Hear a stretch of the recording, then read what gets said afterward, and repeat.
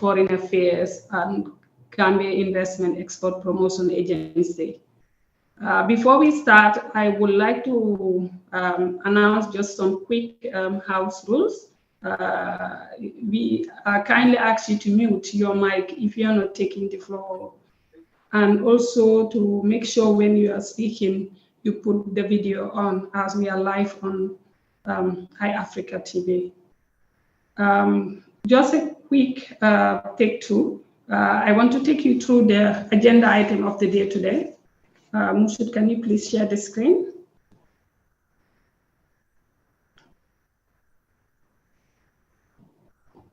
Today, a consultative event will be on the updated Gambia Diaspora strategy and the Gambia Investment Export Promotion Agency Diaspora Advisor Desk. So these are the main agenda items for the day today. And we begin with the first agenda item today, which will be the opening remark by the Minister of Foreign Affairs, and followed by the opening remark by the Chief Executive Officer of GIEPA, which is Gambia Investment and Export Promotion Agency. Then we will have Professor Jibril Fall from GK Partners, and also the Program Director to also give an opening remark. So after that, we will move to the next agenda item, which is the review and update of the Gambia Diaspora Strategy as incorporated in the new National Development Plan. Sorry. This will be presented by the DPS, the Deputy Permanent Secretary, and also the Director for Gambia Diaspora and Migration Directorate, Minister of Foreign Affairs, to be supported by Professor Fall and Lamin Dabo if he happens to connect in. I hope he is in. I have not seen him yet. Then after that, we will have the investment opportunity incentive and support for the diaspora. This one will be presented by Ms. Aminata Utman, the advisor, Gambia Diaspora Desk. After that, the floor will be open for questions, answers, comments, and discussions. You can see that we've given ample time for this, so you can take the opportunity to ask a question. It's almost an hour time slot for that one. So today's meeting will have a very open discussion. We want to have an interactive session, so we decided to give it ample time for you to ask your questions and also your comments. And by 5 to 5:30, we'll have closing observation and closing remarks by Minister of Foreign Affairs, GIEPA, MSDG. Will close the meeting at that time. Thank you. So first, I would like to call on the Minister of Foreign Affairs, Deputy Permanent Secretary, Musa Kamara, to give a brief opening remark on behalf of the Permanent Secretary. You're most welcome, DPS. Dumbe, kindly remind us who you are. Sorry, my name is Ndumbe Saho. I am the Technical Director, GK Partners, and also the country lead in the Gambia. Thank you.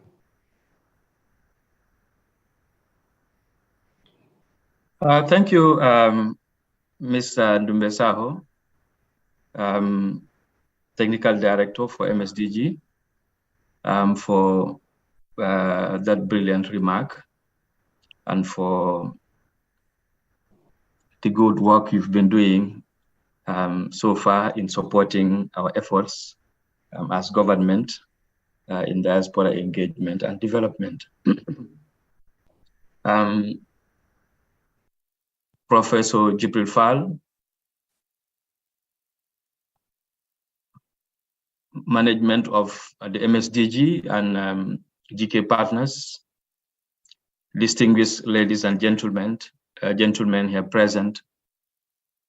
It is with great honor and delight that I join you this afternoon for consultations on the revised Gambia Diaspora Strategy 2023-2027. I am Musa Kamara, Director for Diaspora and Migration at the Ministry of Foreign Affairs. And I'm reading this statement on behalf of the Honorable Minister for Foreign Affairs and Governments Abroad and senior management of the Foreign Ministry. I wish to thank most profoundly Professor Jibril Fall, the entire team at the MSDG and GK Partners for their unrelenting and unflinching support to the government of the Gambia on diaspora engagement and development since the dawn of the new administration in 2017. Professor Jibril Fall's effort, commitment, and contribution to engaging the Gambian diaspora in a bid to maximizing and harnessing their potentials and contributions cannot be overemphasized. Without him, we would not have been where we are today in terms of engaging the Gambian diaspora, in terms of harnessing and maximizing their contributions to the socio-economic development of the Gambia. Ladies and gentlemen, in an era of globalization and heightened competitiveness, and in the pursuit of our national interest, the role of the Gambian diaspora has become increasingly critical and crucial in promoting sustainable development in the Gambia. Gambians at home and abroad are the single most important assets of our country. The collective ability to effectively harness our human resources and capital, both at home and abroad, for national development is therefore the key to our advancement as a nation. Hence, establishing close and productive partnerships, the Gambian diaspora will no doubt converge towards our common goal. May I emphasize that diaspora engagement has become a phenomenon and a priority for governments, making the role of the diaspora globally recognized as development partners. The expertise and technical know-how of the Gambian diaspora is crucial in building our economy. Harnessing the expertise of skilled professionals in the diaspora is a topmost priority of the Gambia government. The Gambian diaspora is recognized as a resource for development, that it can provide the intellectual capital for skills transfer that we need. In terms of entrepreneurship and investment, the Gambian diaspora is a force that has the potential to use its unique insights to establish entrepreneurial enterprises and economic activities, thereby creating jobs in the Gambia. Resources of the Gambian diaspora could help reduce aid dependency and catalyze a new approach to economic development that is rooted in attachment to the homeland. Contributions of the Gambian diaspora to remittance inflows into the country in supporting families, communities, and the needy has been profound and very outstanding. Remittances from Gambian nationals abroad constitute over 60% of our GDP. This makes the Gambia to rank as the top 6th recipient country of remittance inflows in relative terms by World Bank. Distinguished ladies and gentlemen, following the declaration of the diaspora as the 8th region of the country, the government is committed to working with the diaspora in several ways. The establishment of the Diaspora Directorate at the Foreign Ministry is part of the efforts to institutionalize diaspora affairs. This commitment informs the Gambian diaspora that for the first time, there now exists a formal institution directly charged the responsibility of their affairs. To maximize and harness the potentials of the Gambian diaspora, the MSDG supported the government in developing a diaspora strategy that devised the roadmap to enable a structured engagement. This strategy lasted 2018-2021. Today, we are gathered here to make consultations on the revised strategy that should last 2023-2027. This strategy will devise the roadmap, how government will engage the Gambian diaspora, reflecting on investment, diaspora bond, diaspora development fund, skills and knowledge transfer, and how the government will provide services and support to the Gambian diaspora in harnessing and maximizing their potentials as development partners. In view of the foregoing, I wish you a very fruitful deliberation, consultations, putting the Gambia before us, and productively engaging how we'll maximize the Gambian diaspora and how we'll support them to harness their potentials. On that note, I thank you very much for your kind attention. Thank you. Thank you so much, Deputy Permanent Secretary Musa Kamara, there for that brilliant opening remarks. As Hiraile mentioned, the Minister of Foreign Affairs have now acknowledged the role of diaspora in national development. And they've been doing this, and this is their key role, being supported by GIEPA partners. You also highlight something very important, and that is the intellectual capital transfer that the Gambia can leverage on to bridging the gap that we have to promote growth and development in the country. Thank you so much, DPS. I will now call on the next agenda item, and that is the opening remark by the Chief of GIEPA Chief Executive Officer, Mr. Usainu Senghor, to deliver his opening remark. Thank you. Thank you very much, Nube, and good afternoon to everybody. I think it is a pleasure for us to partake in this important forum. And what we need to emphasize is, although we acknowledge the household remittances that the diaspora provide that basically guarantee the basic sustenance of most families, but as GIEPA, where we want to concentrate on is more towards diaspora investment. That is the businesses that have been set up by Gambian diasporas that have also resulted into the creation of jobs, particularly for the youth and the women folk. We also look at the entrepreneurship aspects of the diaspora, and as well as we see the diaspora as a market. To begin with, let me just emphasize on the core functions of GIEPA, which is the investment promotion and facilitation, export promotion and facilitation, enterprise support and development, particularly for the micro, small, and medium-sized enterprises, as well as business advocacy.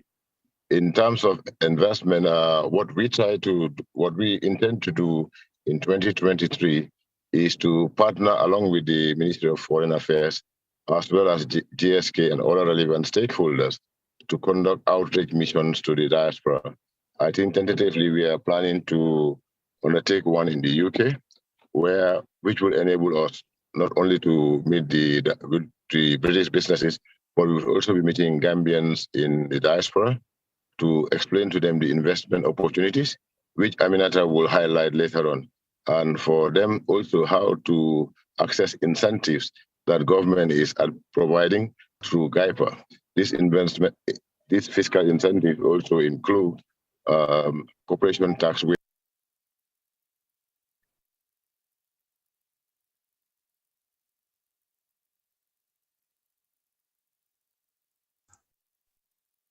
We are not hearing Usainu. We are not hearing he's muted.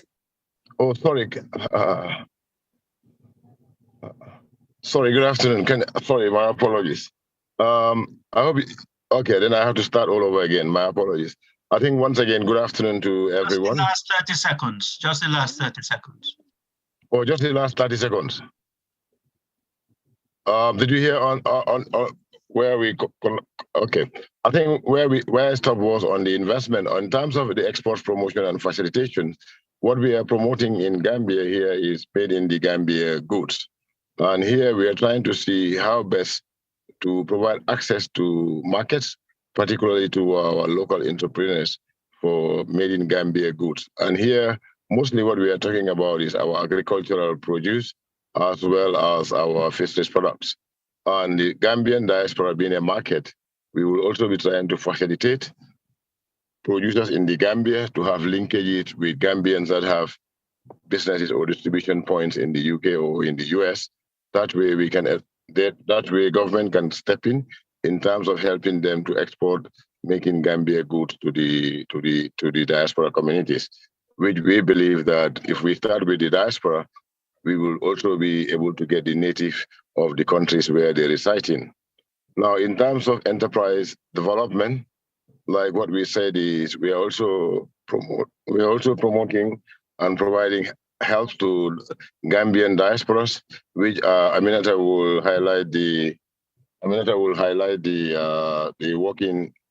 working guests that are the people that working to make inquiries about GIEPA in terms of what they can do for the diaspora.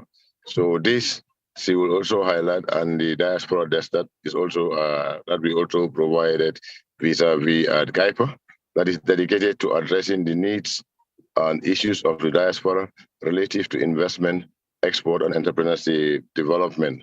And in terms of business advocacy, we want to know the challenges or the hurdles that diaspora businesses or Gambians in the diaspora face in terms of remitting funds to the Gambia, as well as in terms of running their operations or businesses in the Gambia, where it relates to government institutions or certifications or authorization from government. This we can take up with the relevant or necessary government institutions to see how they can accelerate and process diaspora requests on time. So on that note, I take this opportunity to thank the Ministry of Foreign Affairs, thank Professor Fall, as well as Numbe and the GSK partners for the job they are doing and the partnership that has been accorded to GIEPA. On that note, thank you very much. Thank you, Numbe. Over to you. Thank you so much, Chief Executive Officer GIEPA, for that brilliant presentation. As we get the takeaway from that opening remark, GIEPA will continue to promote investment, and we are happy that now the Gambian diaspora is operated in the National Development Plan. And not only that, but it is also mainstream in all strategies of MDAs in the country. As he rightly mentioned, that the diaspora is seen as a market, and they will continue to strengthen the partnership with MOFA and other stakeholders to promote Made in the Gambia product. Thank you so much. Now we call on to the next speaker, and that is Professor Jibril Fall of GK Partners. He will be giving us an opening remark. Thank you and welcome, Professor. Thank you very much, Numbe, and good afternoon, good morning to all of the colleagues joining us directly on the Zoom link and those following through this live streaming by Eyeafrica. Just to refresh your minds, the MSDG project is a technical cooperation project that's devised and led by GK Partners. We work in partnership with the government of Switzerland and the government of the Gambia.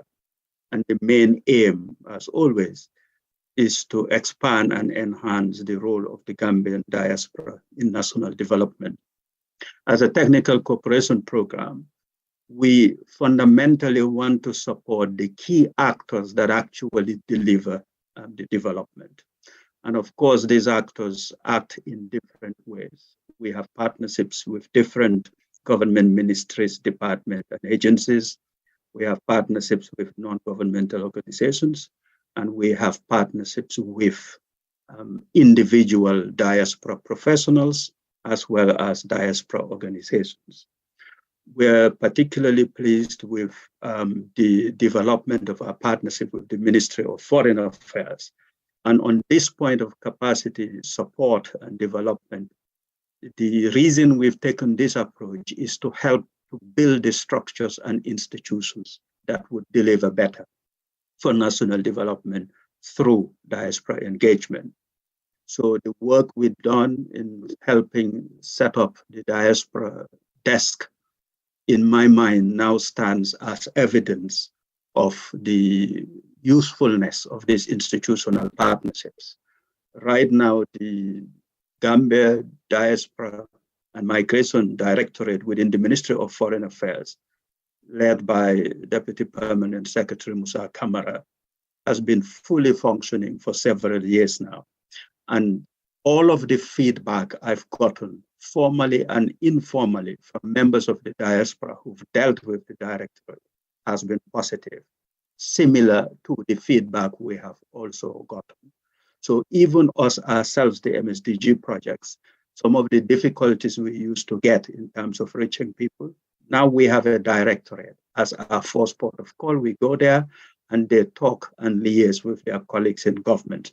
Some of the bottlenecks, the bureaucracy, and all of those difficulties that us who are outside of governments and don't know the civil service, those difficulties, we avoid them through the assistance of the directorate and of course other government departments. So there are still issues of awareness and capacity, but the more we'll encourage people to always start. If you want to engage with the government and you're a member of the diaspora, the Directorate is a very good force port of call. And amongst the evidence of this sort of effectiveness or emerging effectiveness is we've had many occasions over the past few years when there's a crisis in one country, and then the Gambian diaspora and migrants there are stranded and there's much difficulty, and their plight becomes really such a problem to families and those affected. And recently we've had that crisis again in Sudan, but we've seen that the response of the government led by Ministry of Foreign Affairs and other government agencies, I think everyone who's observed it would say that their performance is much, much, much better than in previous occasions.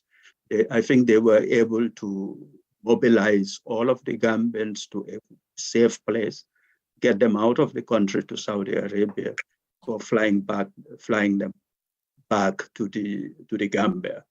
And directly or indirectly, in my view, this is a link to the institutionalization of diaspora and migrant priorities within the ministry. So our big thank you and congratulations to them. And of course, the work and cooperation continues. We are working towards a similar approach with GIEPA. GIEPA is an investment promotion agency for the country. And we've heard from the chief executive about what their priorities are. And they have also, through the partnership we have with them, MSDG and GIEPA, they have now set up a diaspora advice desk and a diaspora advice unit within GIEPA. So we've named persons responsible for that desk and it's institutionalized within it. When we started the discussions, some of our ideas on how to support them was to do a sort of pilot project. But from an executive level, they make the decision, they made the important decision that the approach should be one whereby the diaspora desk is institutionalized and localized, so that with or without MSDG participation and support, it would still be an ongoing permanent feature within GIEPA. That, in my view, demonstrates the commitment. And of course, it's the right strategy for the future. So as they start the effective rollout of active business advice and engagement, MSDG and other diaspora organizations are around to support them. And the more we hear about what they do, the more I think people will get to them. So the desk was launched at the Stake in the Nation Forum on January 8th this year.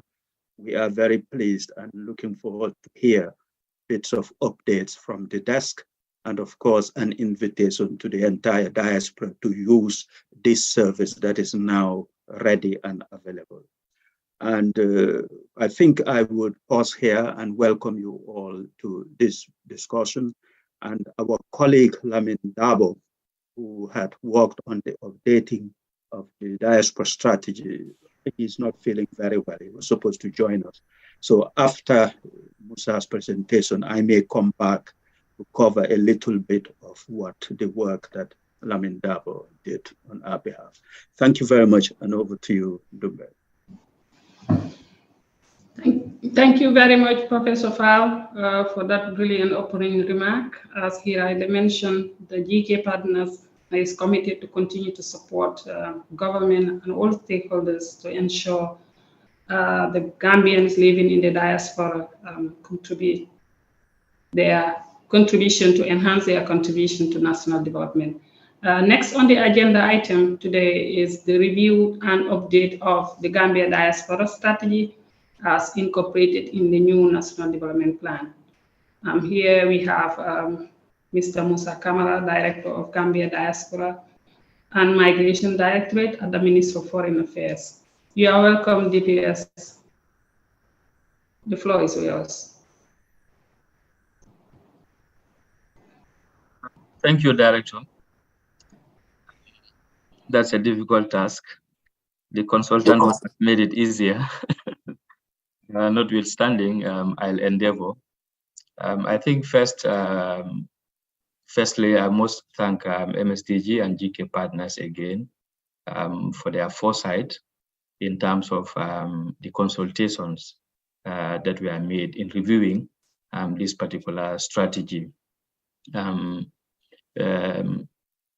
It's true, in many international fora, in fact, currently I'm undergoing an executive diploma program in Netherlands, UN University at Maastricht. And for most of the modules, especially relevant to diaspora engagement, the Gambia has a lot to tell. And comparing the Gambia with other countries that I'm participating with, I'm really proud that we are opportune to have gone this far as a result of support from MSDG. Diaspora engagement or awareness of the importance of the Gambian diaspora is not hidden anymore. They are very key. They are recognized. Whether openly or not, it's a fact. The Gambian diaspora is a great force to be reckoned with. And this is achieved as a result of the support MSDG or GK partners gave to the Gambian government. In many other international fora, I've seen even at the EU level, they are engaging all African governments to have diaspora policies, diaspora strategies, migration policies. But always, as small as we are as a nation, we stand very tall in those fora because we have those policies in place, well-defined, clearly prescribed in terms of who our diaspora are, how do we intend to engage them, and how important is their contributions, whether it's to remittance, which is obvious, investment into the real sectors of the economy, skills and knowledge transfer, is inevitable. As such, we are very proud to be associated with the GK partners, to have taken us as a government this far in terms of recognizing the Gambian diaspora, even though there are a lot of gaps. But we've gone far, we've achieved a lot. So the reason I'm saying this is with the advent of the fourth strategy, 2018-2021, yes, one could say there's more awareness about the existence of the Gambian diaspora as the 8th region of the country, more than the strategy itself. However, that weakness has been overcome this time through the revise of this strategy, where the consultation has been very widespread across government, civil society organizations, academia, diaspora networks and associations. So we feel all sectors, all stakeholders' views, contributions, reflections are captured into this strategy. Now the onus lies with the Minister of Foreign Affairs in terms of how do we ensure this strategy is optimally implemented to ensure the objective is achieved. On that note, the revised government strategy, diaspora strategy 2023-2027, builds on the experiences and the implementation of the Gambia diaspora strategy 2018-2021. Specifically, it builds on the existing investments that have been achieved from implementing the strategy, addressing the internal weaknesses of the implementing actors, and uses the lessons learned to make recommendations that would result in increased impact of the new strategy.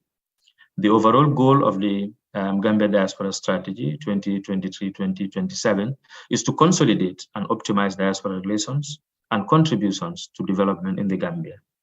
There are 4 priorities which, if effectively implemented, will lead to the achievement of the goal. 1 is improve policy, legal, and regulatory framework. 2, enhance structured diaspora contribution to national development. 3, increase stakeholders' capacity on diaspora engagement and development. And 4, improve coordination, reporting, and evidence-based planning on diaspora development. To deliver these priorities would require a structured and sustainable mechanism and investment from government and other stakeholders to ensure inclusive participation, improve capacity, leverage institutions, utilize data and policy framework to guide and ensure effective and transparent engagement processes with the diaspora.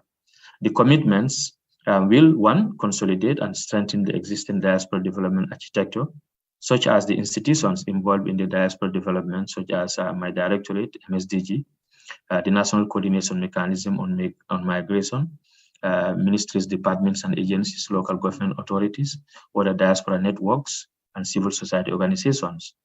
Two, policy, legal, and regulatory environment must be improved to protect and fulfill diaspora civic rights, such as right to vote, National Assembly, and other representation institutions, as well as investment protection. And this is very key and profound. And the earlier we start this engagement, the better, especially before the next election cycle. Three, to build capacity and raise awareness on diaspora, migration, and development. And for evidence-based informed decision-making on diaspora development through innovative programming and improved data collection management systems. Now, the methodology the consultant applied to the review process of the 2018-2021 strategy that led us to the 2023-2027 strategy included, like I said earlier, all relevant stakeholders, and MOFA took a leading role to ensure it is part of the process. All other government institutions are part of the process, and all stakeholders. So it's like MSDG to the consultant gave that opportunity to the foreign ministry to take the lead in the consultation process to ensure it includes all relevant sectors, so that when it comes to the phase of implementation, it becomes easy for MOFA to work closely with those stakeholders as various components of the strategy is relevant to them in terms of implementation. The consultant actually collected both qualitative and quantitative data, and the following methods were applied. One, key informant interviews. Two, stakeholder consultations. Three, virtual consultations. And four, focus group discussions.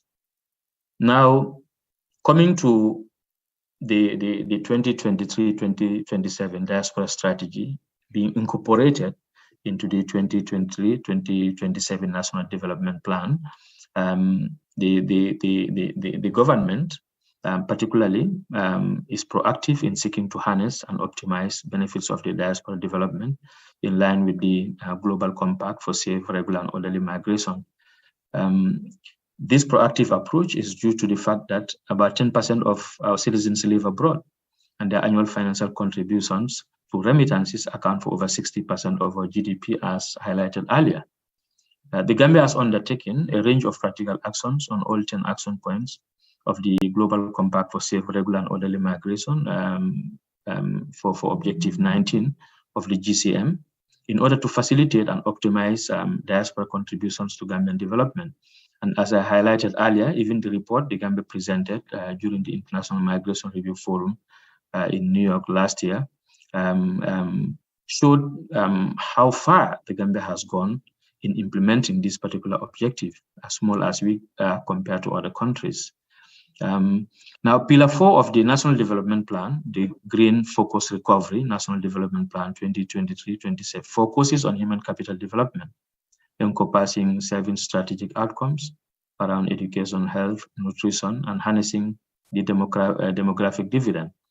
Outcome 4.7 specifically emphasized the socioeconomic benefits of migration to national development and the strategies to mitigate the adverse consequences of irregular migration. To achieve this outcome, the government, in collaboration with stakeholders and partners, identified 5 NDP priorities, such as 1, create conditions for migrants and diasporas for full contribution to sustainable national development and enhance consular protection assistance and cooperation throughout the migration cycle. 2, to manage our borders in an integrated, secure, and coordinated manner. 3, to prevent, combating, eradicate trafficking in persons and smuggling of migrants internationally. 4, to minimize advice drivers and structural factors compelling people to leave their country of origin, which is the Gambia in this case, and enhance availability and flexibility of pathways for regular migrants. and 5, to reduce rural urban migration through decentralization of basic and social amenities. So as we've had, the purpose of incorporating the new diaspora strategy, or the revised diaspora strategy, into the revised national development plan is to ensure there is synergy and complementarity, so that various indicators that would be highlighted in the national development plan specific to this particular outcome 4.7, as we implement automatically, we fulfill implementing the key components of the Gambian diaspora strategy as highlighted earlier. This is an opportunity that while the strategy was being revised, the national development plan also was being revised. And it's like the two are in tandem, the two are integrated, that would facilitate implementation for us. It brings to limelight our responsibility in terms of implementation of the NDP as specific to diaspora engagement and management of migration, specifically irregular migration. On that note, I would stop here for now until later when there'll be more engagement on the strategy itself. Thank you for your kind attention once more. Thank you so much, Deputy Permanent Secretary Musa Kamara, for that brilliant presentation of the updated Gambia diaspora strategy. One takeaway I got there, very important, is that he mentioned to deliver the strategy requires inclusive participation of all stakeholders, including government. So this is our strategy. This is the diaspora strategy. And for the first time in the Gambia, we have the diaspora development strategy being incorporated in the National Development Plan in 2021 to 2025. And now, between the last National Development Plan and now in the new National Development Plan also, we have the updated strategy being incorporated there. So now we take this opportunity to call on all the diaspora to take note of this NDB and also to participate fully, as all opportunities now are presented to us to contribute to National Development Plan in our own ways. Thank you and welcome, Professor Fall, stepping in for Lamin Dabo, the consultant, to give us update on the strategy. Thank you. Yes, thank you very much, Dumbe. And Lamin Dabo, as I said, is unwell, so he's not able to join us. And some of you may know him, he was previously the director of the National Youth Council, and then went to study as a chevening scholar at University of Sussex. And upon his return, we hired him as a consultant to support the Ministry of Foreign Affairs on the review and updating of the Gambia diaspora strategy. He is now working for UNDP in the Gambia office. Now, Mr. Kamara has done a very good summary, synthesis of both the process and the content of the new strategy. So instead of repeating that, what I'll do is I'll just focus on some highlights regarding the updated and revised diaspora strategy. My first comment is that policies, strategies, and documents, government documents like that, the bulk of the citizenry, it is of very limited interest. People are interested generally in practice rather than which document is facilitating it. Therefore, as we focus on the fact that we have the strategies, we have the document, the test will not be on whether we have the documents. As Mr. Kamara mentioned, the test will be on the extent to which they are implemented. So that's the first observation. Second observation is the first diaspora strategy as fully incorporated in the National Development Plan. That was developed, all of the work was undertaken effectively by MSDG and GIEPA partners in 2017. And of course, the NDP was and the diaspora strategy were adopted in January of 2018. The Ministry of Foreign Affairs have already noticed that you go in because in laptop. Okay. The Ministry of Foreign Affairs and our partners internationally have all recognized that the strategy, the first strategy we had, effectively represented best practice in diaspora engagement. Our strategy was adopted in January of 2018. And for the first time in the history of the United Nations, a global migration framework was agreed in June of 2018 and finally adopted in November of 2018. That's what's called the Global Compact on Migration. And if you go to the Global Compact on Migration, all of the good practices it talks about, especially in Objective 19 and Objective 20, which relates to the diaspora and remittances, you will already have found it in the Gambia diaspora strategy. There are colleagues and friends who've been even teasing me, saying that was it us that wrote the Global Compact, those sections of the Global Compact, because they mirror effectively what's in the Gambia diaspora strategy. The answer is that simply because what we had constitutes or constituted what was best practice at the time. So that's why 5 years later, the focus was on what were the weaknesses and how do you update it. One of the weaknesses of the first strategy, which we should be alert to even now, was the degree of awareness among the diaspora.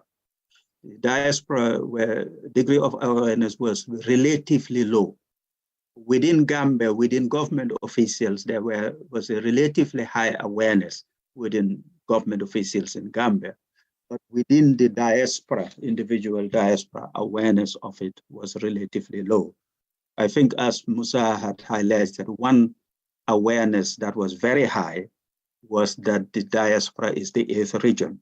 But many people in the diaspora wouldn't even have been able to tell you that that's from the strategy. They only knew that that exists.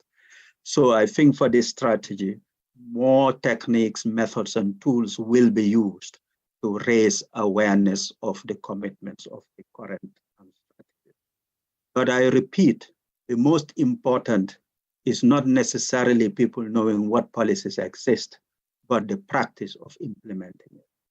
For the diaspora, I would highlight the fact that we can make one assumption. That is, every positive thing that we want to do in Gambia, it is safe to assume that there is no policy that stops it. There is a likelihood of a policy that encourages it, or there is nothing said. And if nothing is said, that means it can be done if it's possible.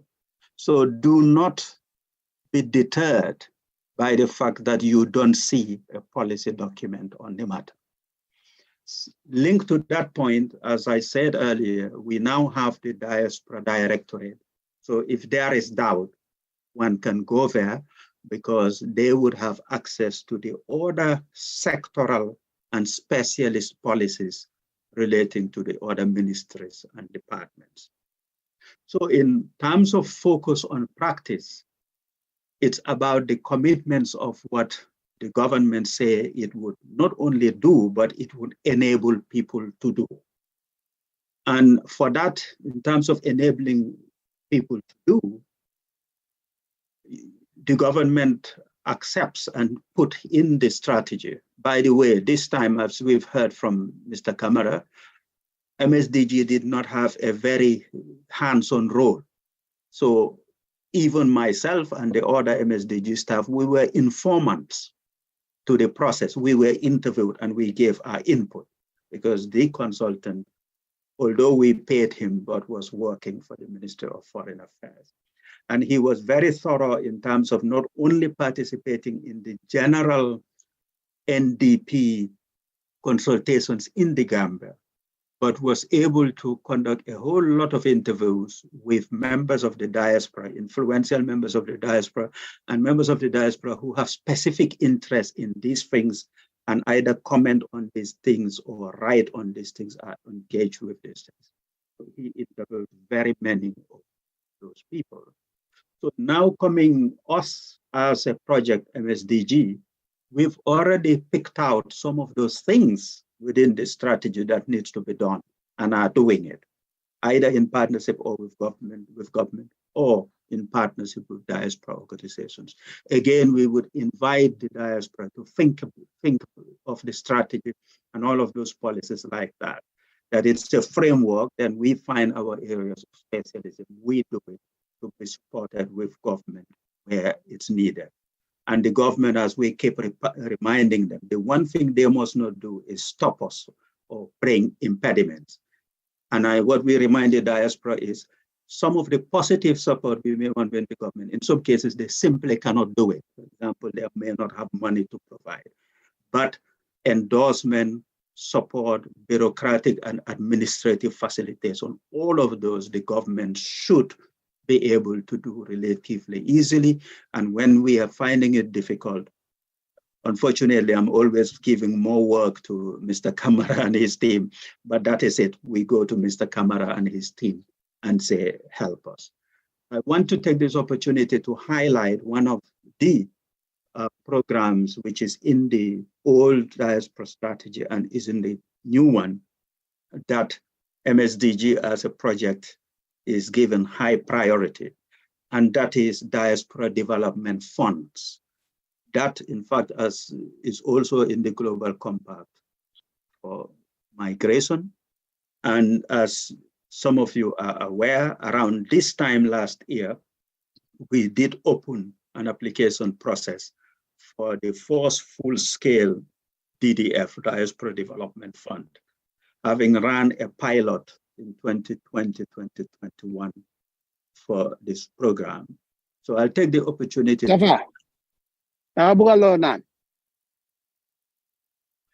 I'll take this opportunity to announce that in 3 weeks' time, on the same time slot, that is Sunday, the 11th of June, between 2:30 to 5:30 GMT, we will have an event dedicated to an update on the Diaspora Development Fund.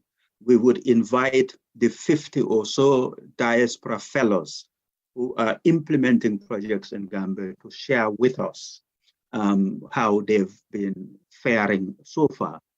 As for us, MSDG is a way of saying thank you and recognizing them for their work. And for the diaspora, it's not only to be inspired on what to do, but to share lessons learned. And we would also be seeking to update you on what are the prospects of the DDD program. Last observations on the updating of the strategy is Mr. Kamara would be able to confirm, but I think we are now at the last stages whereby in the next few weeks, perhaps certainly within the month of June, not later than that, that the finalized version of the current draft, which is about 50 pages, would be published either through the NDP itself, and I think Ministry of Foreign Affairs would then extract the strategy one and publish it as a standalone. One of the things we did for the first strategy is even in addition to the standalone GDS, Gambia Diaspora Strategy, we also published a smaller version in the form of a small booklet, pocket-sized booklet, that just summarized the main commitments. I think that may still be useful. In fact, when we did that, we printed out 5,000 copies. And I can't remember when it was, it may have been 2019, Christmas period of 2019. We gave it to the Gambia Immigration Department. And some of the Gambian diaspora who were arriving or returning during the Christmas period were given copies of this small booklet. We designed it in the form of a passport. It looks like a passport. And I think that and the use of social media to publicize the priorities of the strategy would be useful. I will stop here. Thank you very much, Ndumbe. Over to you.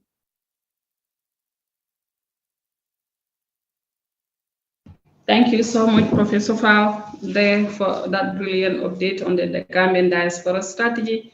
Professor Fao continued to reaffirm his commitment of GK partners to continue to support government and all stakeholders to facilitate diaspora contribution to development. He also mentioned that they will employ more tools to build awareness of the strategy in the diaspora community. So thank you so much. We now move on to the next agenda item. And that's the investment opportunity incentive and support for the Gambian in the diaspora. So this will be presented by Ms. Aminata Othman, advisor, GIEPA Diaspora Advice Desk, supported by Jammeh Jawara, also is online. We welcome you.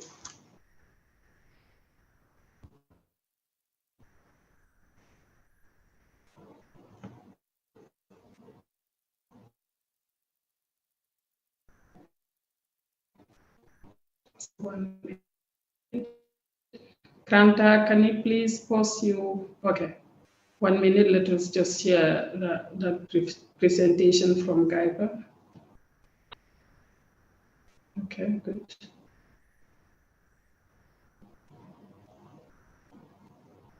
GIEPA, the floor is yours.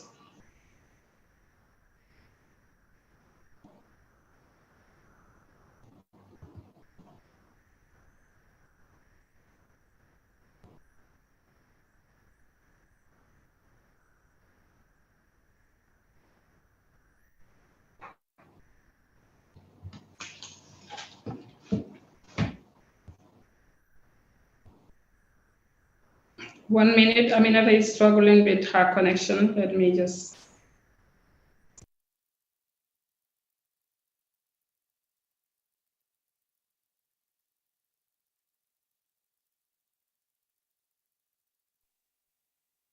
Hello.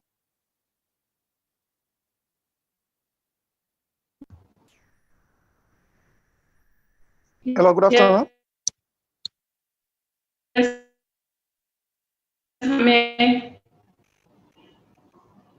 Hello.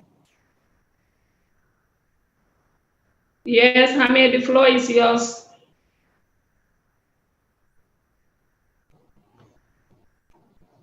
Hello, good afternoon. Afternoon. We can hear you clearly.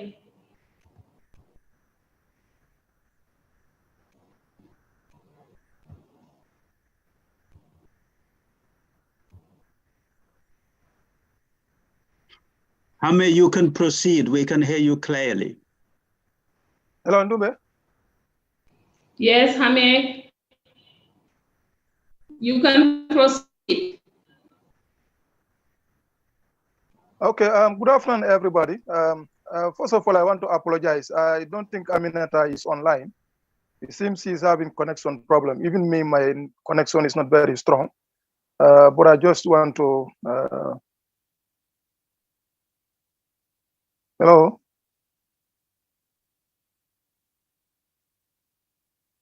Yeah, the connection is not very strong here.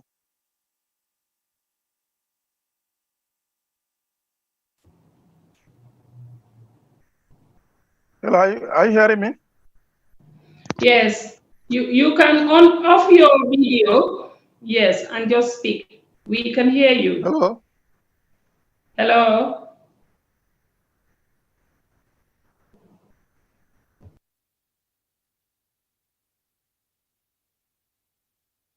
Okay. All right, thank you so much, Professor. I'm not getting it clearly, but I think I can just continue talking. So first of all, I want to thank everybody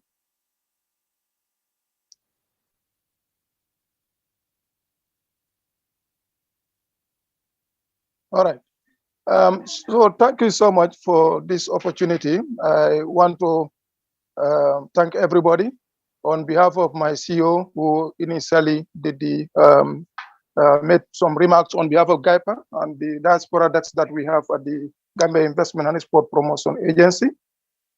Yes, Professor and Ndumbe are right. We are the two people that works with the diaspora as far as the diaspora investment in the country are concerned. We are closely working with them, and we have some kind of an open door policy whereby anytime they come, they will always be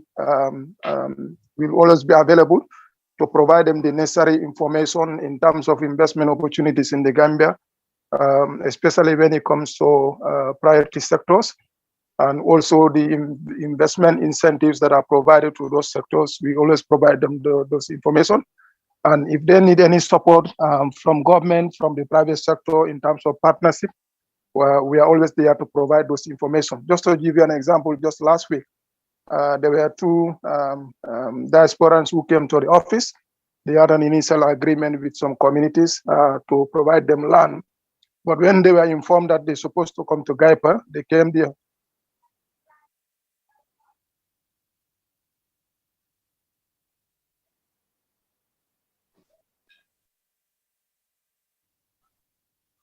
Hello?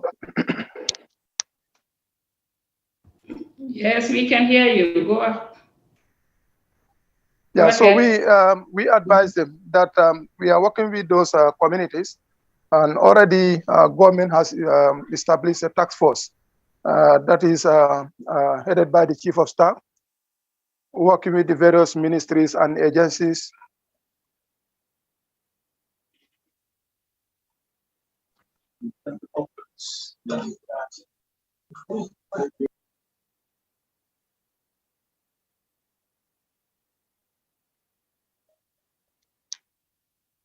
Yeah, for me, I'm talking, but I don't know whether you are getting me clearly. Yes, we are. Sometimes it breaks, but don't mind. You can proceed. We are also seeing your presentation. Hello? Yes, I mean, we can hear you. We are all listening.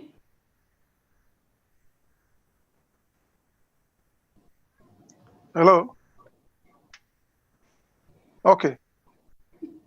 Yeah, so what I was saying is, just to give you a clear example, last week we received 2 diasporans. Yeah. Yeah, because I have a connection issue. Okay. For me, okay. Yeah, that's fine. So just to give you an example, I said last week we received 2 diasporans who came to the office because initially they had some kind of a discussion with a community in Sierra, and they want to see how best they can get land for investment. But when they were advised that it's important they come to GIEPA, before they signed the agreement, they came to our office. We had a discussion, and then we also advised them that currently GIEPA is working with that particular community through the task force that has been established by the Office of the President to support GIEPA in having access to land for investment. Because as an agency, we realize that when it comes to investment in the country, especially in the productive sector, one key challenge that we have is provision of land. And as an investment promotion agency, it would have been ideal for us to have land readily available so that when investors are in need of land, either for agricultural activity or for manufacturing, we can easily provide them land. So that being the case, government is working with GIEPA. In fact, they are giving us all the necessary support to get land for investment in various regions in the country, especially when it comes to URR and LRR. So we advise that particular diasporans that we are working with that community, and that particular land that has been identified for them is one of the areas that is already mapped for this particular land for investment. So they are happy with the advice, and they realize that it is definitely important for them to start with GIEPA. Otherwise, they would have just signed an agreement with this particular community. So that has been very helpful, and it's supposed to be an ongoing program as far as GIEPA is concerned, just like what Professor said earlier. that when it comes to diaspora engagement, it's supposed to be institutionalized at GIEPA, so that it will form part of our daily operations. Anytime there is need, we'll always make sure that we have access to diasporans, and they will also have equal access to the office at any point in time. So I'm not clearly seeing the presentation because I'm using my mobile, but briefly, these are some of the things that we are doing, and our doors are always open. Our contacts are always available. The GK partners can always share our contacts with you, and anytime you need our support, our advice, we are always ready.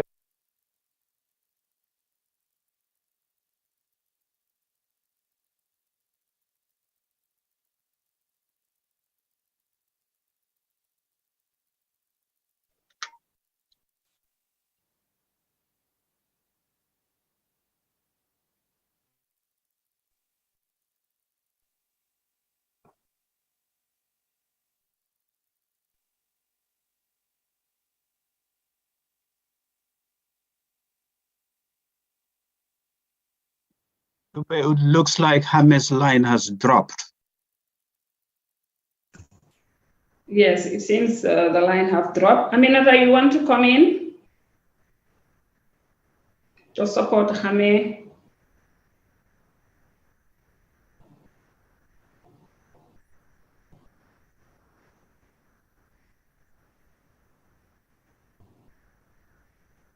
Hello, I think Chief also is connecting.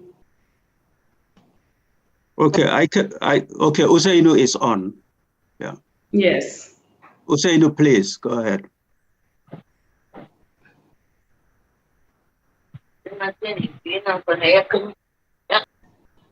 Hello. Hello, Mr. Senghor. Yes, hello? Yes, welcome, Chief. Yes, hello. Can you hear me? Yes, we can hear you. Oh, okay, that's fine. I think I'm just logging in now.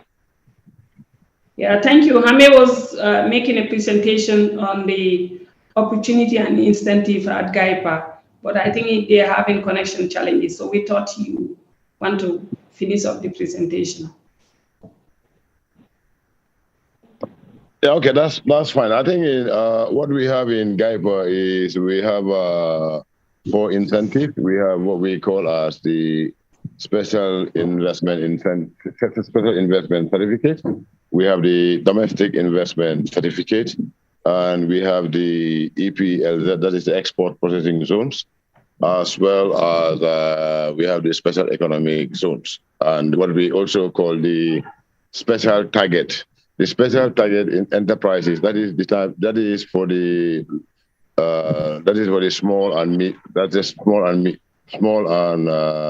medium-sized enterprises, particularly the micro ones as well.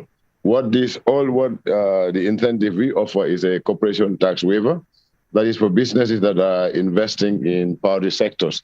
I think what Jammeh was showing you was the priority sector relative to agriculture. Tourism, for example, is 4 or 5-star hotels and resorts. Looking at manufacturing, energy, forestry products, as well as ICT. Now, once you invest in these facilities as an investor, what government provides for you is a corporation tax waiver for the first 5 years. That is, if you're operating in Banjul, KMC, and certain part of the West Coast, that entitles to 5-year corporation tax waiver. But if you're operating, for example, in North Bank or in URR or in LRR, and in the Phoenix, for example, if you're in the West Coast region, what that 5 years is stretched to 8 years.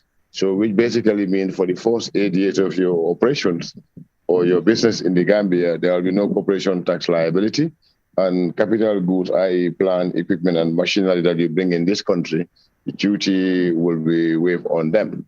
Now, if you are operating the domestic investment, that also has the same benefits. But however, with the SIC, it has a minimum requirement for foreign businesses to prove or invest more than $250,000, whilst for Gambians, it is $100,000. Now, this is what is being offered in terms of the special tax target enterprises. These are, for example, businesses that government look at, which are on the micro and small. For example, bakeries. If you're operating a bakery, for example, or you're doing basic retailing whereby you're producing Gambia products made in the Gambia, these ones also give you the same benefit. In addition to that, you can also have municipal taxes waivers. For example, if there's a taxes to be paid to either the KMC or Banjul or Birkama, with this certificate or these target enterprises, those duties or taxes or operational license that you are supposed to pay to them are waived. And we are trying to simplify this method. At the moment, I think we are working to finalize whereby you can apply for these incentive facilities without necessarily having to come to the office. You can do them online. So hopefully, towards the third quarter of the year, these facilities, applications, and processing will be available online. Can you hear me, Nome? Hello, Nome? Yes. Do you want me to go through the slides the slides that Jammeh is having? I know I can. Or is Jammeh back on? No, you can just proceed. It's just on the same angle that you were discussing. Okay, that's fine. I think what you can see on the slide is the river transportation. I think all of us knows that the country is basically divided into two by the river, and part of the river is fresh water, and part of it is also salty water. Now, if we go back to maybe Prof can tell us the older generation, they can tell you from the 80s or up to the early part of the 90s, what you used to have was vessels were cruising the river, transporting goods and services as well as people. And if you could recall, even those in Forabe will tell you that there were times that boats were leaving from the Gambia, going to the region, taking stuff to students that were in the Forabe. So now what we have done is make river transport a priority sector, which also make these facilities available to them in terms of investment. Because what we want to regenerate is look at, for example, if you look at Kawur Wharf, which we know was operational in the 80s, providing hundreds, if not thousands of jobs around that locality and the communities within, up to Kuntawur, Kawur, then you go all the way to Basse.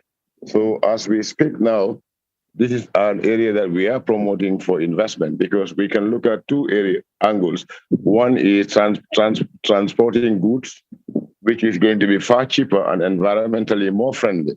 If you look at today, in terms what you can transport by river compared to what you can transport by trucks, even in the Western world, what you realize is most of it is freight.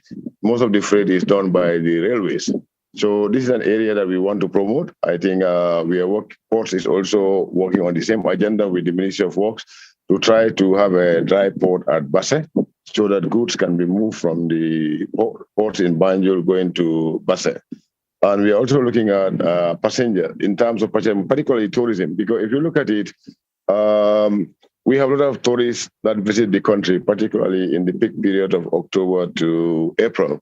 And here we are looking at cruise boats and leisure boats that can also transport tourists from Banjul, as most of you may experience.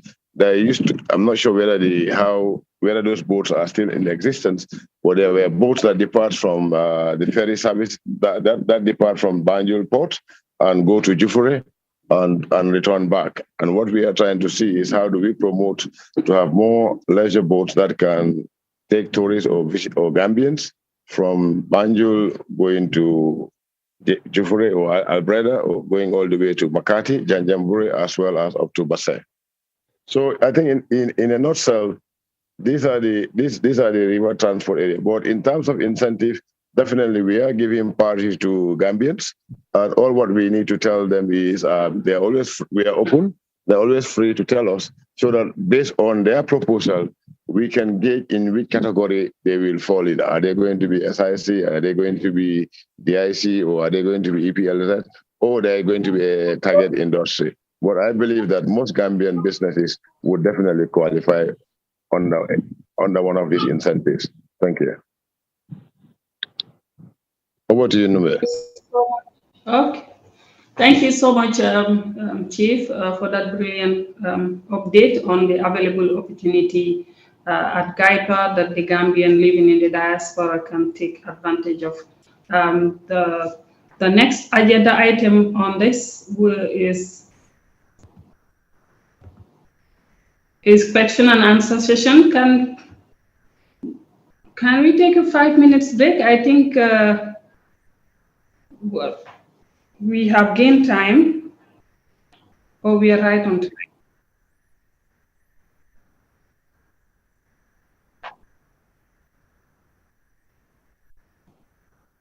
Okay, no problem.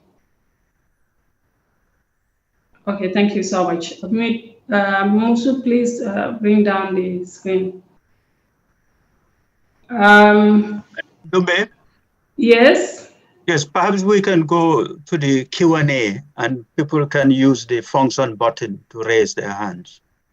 Okay, no problem. So now the floor is open for question, answers, and comments, and also discussions. So the floor is yours. If you want to say something, if you want to take the floor, you can please raise your hand on the hand button for me to call you out. Thank you. Madam Dumbe, we have Yahya and Musa. Whose hands are up?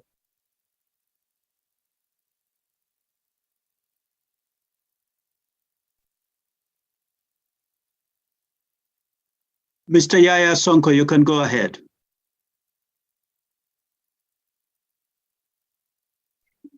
Okay, I thank you all for Professor Fall and everyone here. I definitely am saying thank you all for organizing this important event.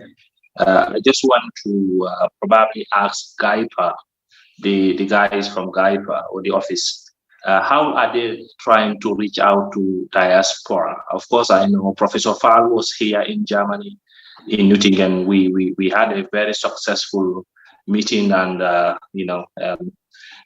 he did a very wonderful presentation there, which we were all informed. But in the case of GIEPA, I was listening to the man. He was explaining how they do help diasporians when they are in Gambia in terms of investment, to inform them, to guide them. But as a migration activist here, somebody who is daily working with Gambians in Germany, I know a lot of young Gambians here really want to go back to Gambia and invest there, but sometimes they don't have guidance, they don't have anybody to counsel them. Probably they don't have that connection with GIEPA. How are you ready to reach out to these Gambians in Italy, in Germany, and other countries? Thank you.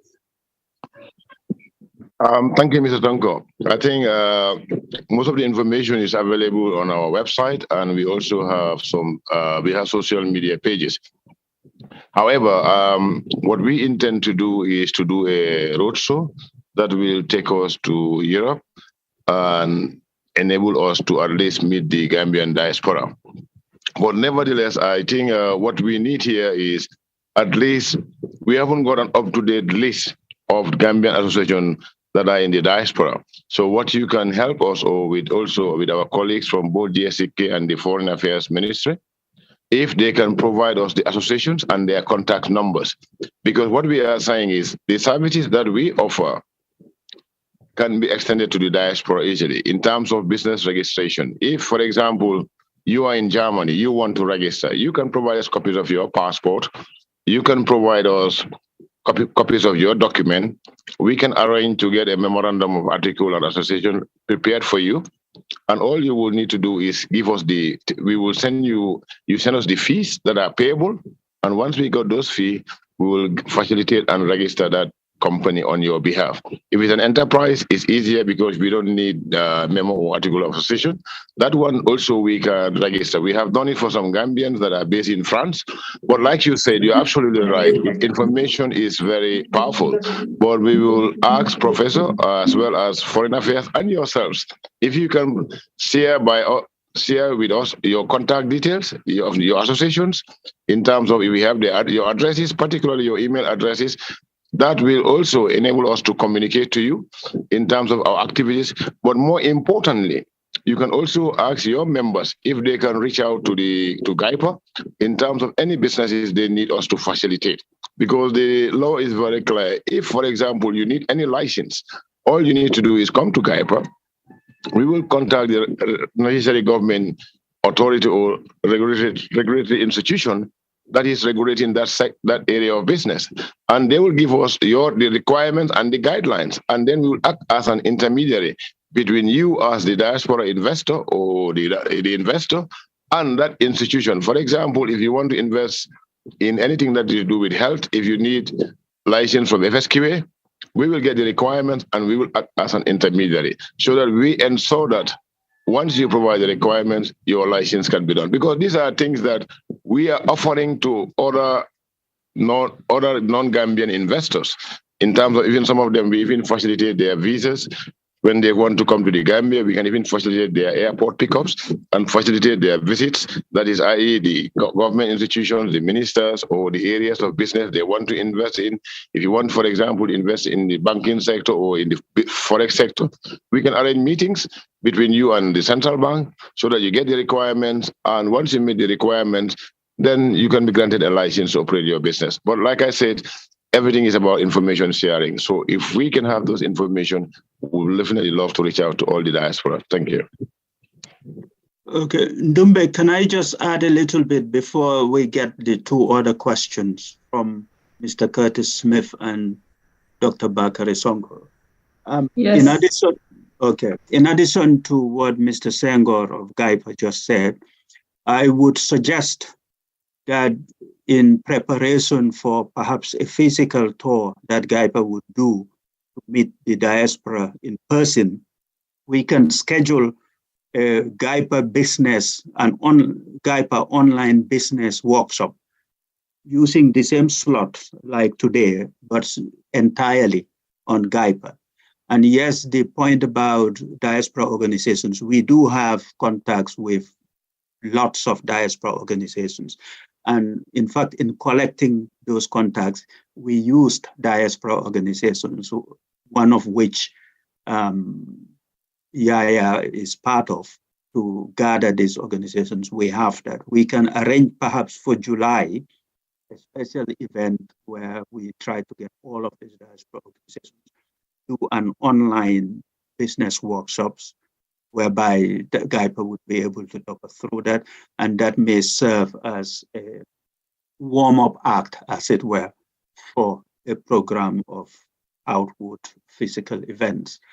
Can I also, before going to the next question, can I just ask Mr. Senghor to just give us a hint of roughly the SICs, the special investment certificates and the domestic investment certificate, to just give us an idea of about how many GIEPA have processed, and of those, how many are diaspora, because it's a very important incentives that, to my knowledge, many Gambians in the diaspora are missing out of. And secondly, also, since the desk has been established, although it is early days, what's the experience in terms of flow of people, numbers of people coming to them already, which would inform the actions to be taken to increase the volume of flow of those seeking advice. Over to you, Hussein. Thank you, Professor. I think like I said during the forum, we've provided 27 SIC to diaspora businesses, ranging from leisure, i.e. hotels, to manufacturing and business service, i.e. those that are in the microfinance businesses. This year, we have given 3 SIC to 3 diaspora businesses, and we have a lot of walks in from the diaspora, people that have come in to make inquiries, people that are also trying to purchase goods or goods from the Gambia and try to ship it to the UK. These are people also we work with in terms of trying to get them the necessary documents that they need to be able to export from the Gambia. But I will totally support your idea to have an online forum, business forum in July. That will also enable us to showcase and inform the diaspora more in terms of the businesses that we have supported, as well as the opportunities and the ways and means of them reaching us earlier. And then we can also do joint activities together, either in online or physically, because the bottom line is we need to reach out to them. Because like what I said, we promote investment. For example, if you come to England, of course, we will meet with British companies, but we also want to have a day that we will dedicate to the Gambian diaspora, whereby we can have interactive sessions with them, as well as a Q&A session with them. So over to you, Professor. Thank you. Okay. Dube, can you see the hands that are raised, or should I call them for you? Yes, you can go ahead. Thank you. I think we have Mr. Curtis Smith. Hello. Thank you, everybody.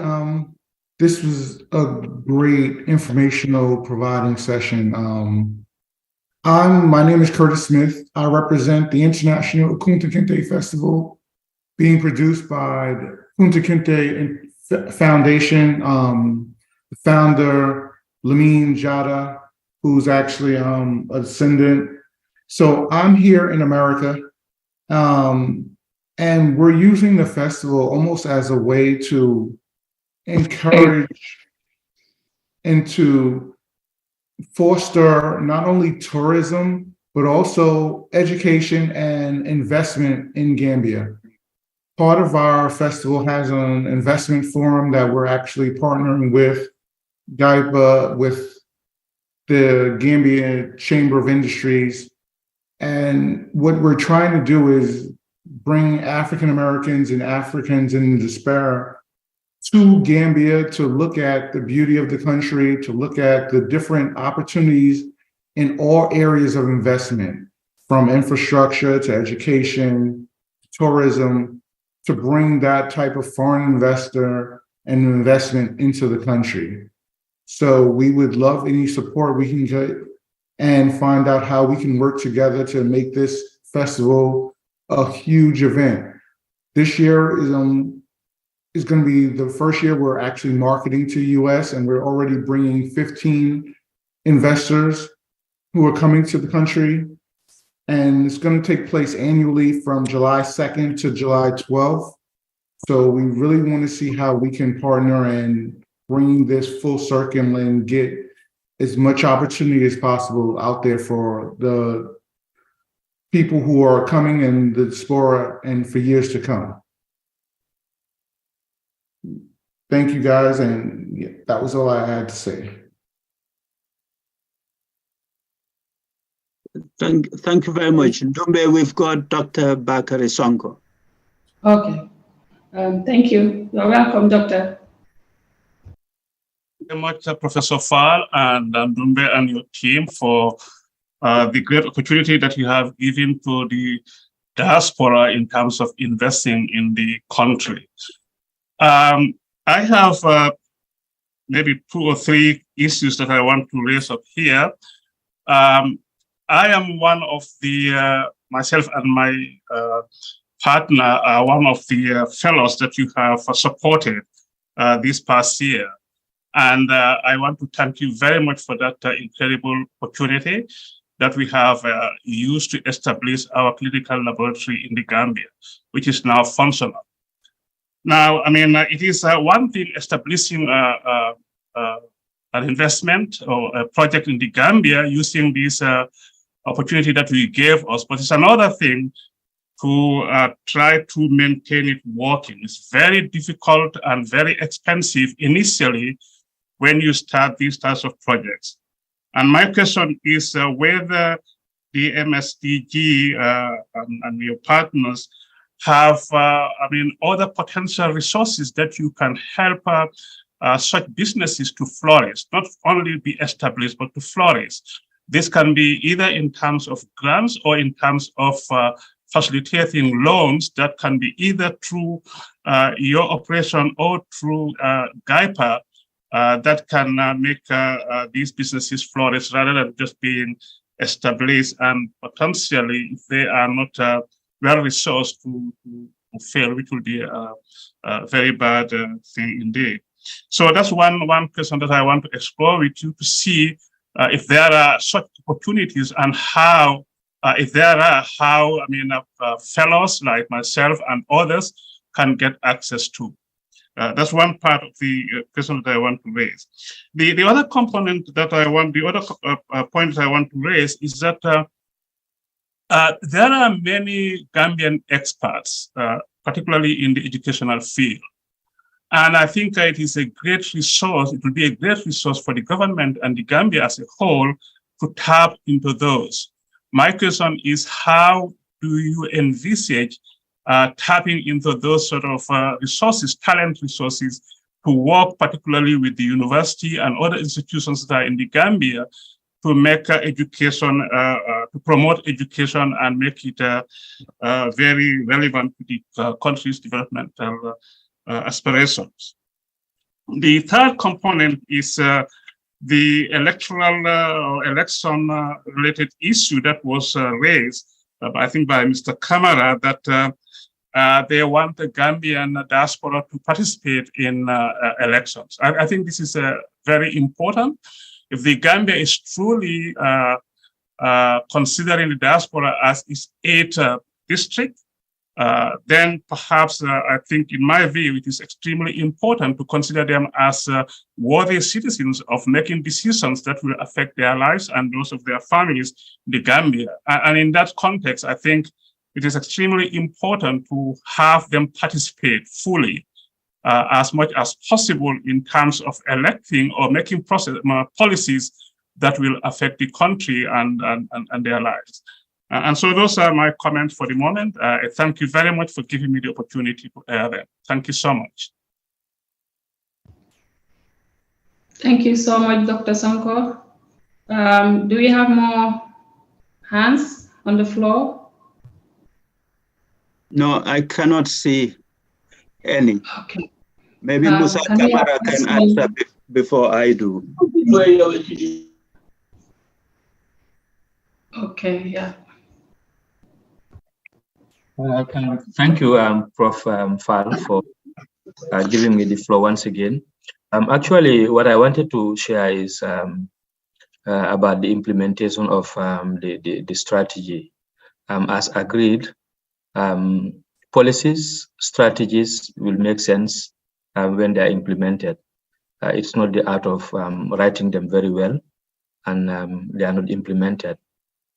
So from the beginning, our plans are that following validation of the strategy, firstly, we would write a cabinet information paper for the awareness of the executive and the cabinet about the revised diaspora strategy and its content, as diaspora engagement is relevant to all government institutions. So from the onset, we'll ensure cabinet is timely in picture. And secondly, we will circulate the strategy officially to all ministries and departments for their awareness of the strategy. We'll share it on our website as well, the Diaspora website. And we'll ensure it is incorporated into MOFA's strategic plan as well. But most importantly, the annual work plan of my directorate. I think we are key in implementing this strategy, and to ensure that implementation is effective. One of the best ways will be to ensure annually we deduce our annual work plan from this strategy, so it becomes our main document to work with, in addition to other components that are relevant to my directorate from the main ministry's strategic plan. I'm sure with that, on a timely basis, we'll be able to achieve a lot as prescribed in the strategy. Thank you. Mr. Kamara Musa, can you just comment a bit on the diaspora voting and also on harnessing diaspora talent for deployment within different parts of the country? All right. For diaspora voting, at many levels, even at the National Assembly level, even the late VP, I remember I had a parliamentary question on that, and recently my minister as well, and the response has been the same, that the government is committed to ensuring the Gambian diaspora vote in the next election cycle, and engagements will start earnest with the Ministry of Justice, the Minister of Foreign Affairs, National Assembly, Select Committee, relevant to elections, the IEC, and key diaspora networks to discuss about overcoming the hurdles, the purported hurdles that hindered the operationalization of diaspora voting. So the will is there, and my directorate is very concerned as well. So we are like the melting point. With support from MSDG, we'll start knocking on the doors to make so the consultation starts in earnest, so that way before the next election cycle, we would have achieved some headway in terms of ensuring the franchise of our nationals in the diaspora. I think it shouldn't be difficult, it's simple. Our neighbors, all our neighbors, Bissau, Mauritania, Guinea-Conakry, Senegal, their diasporans vote in the diaspora. We've seen them vote in the Gambia during their national elections.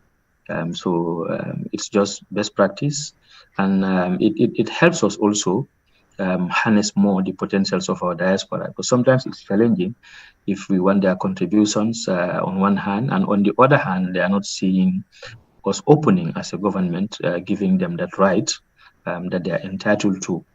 Now, regarding attraction of talents, IOM has been supporting us on mentorship programs, and it is in the civil service reform program to have a wider engagement of Gambian diaspora expertise in terms of knowledge and skills transfer.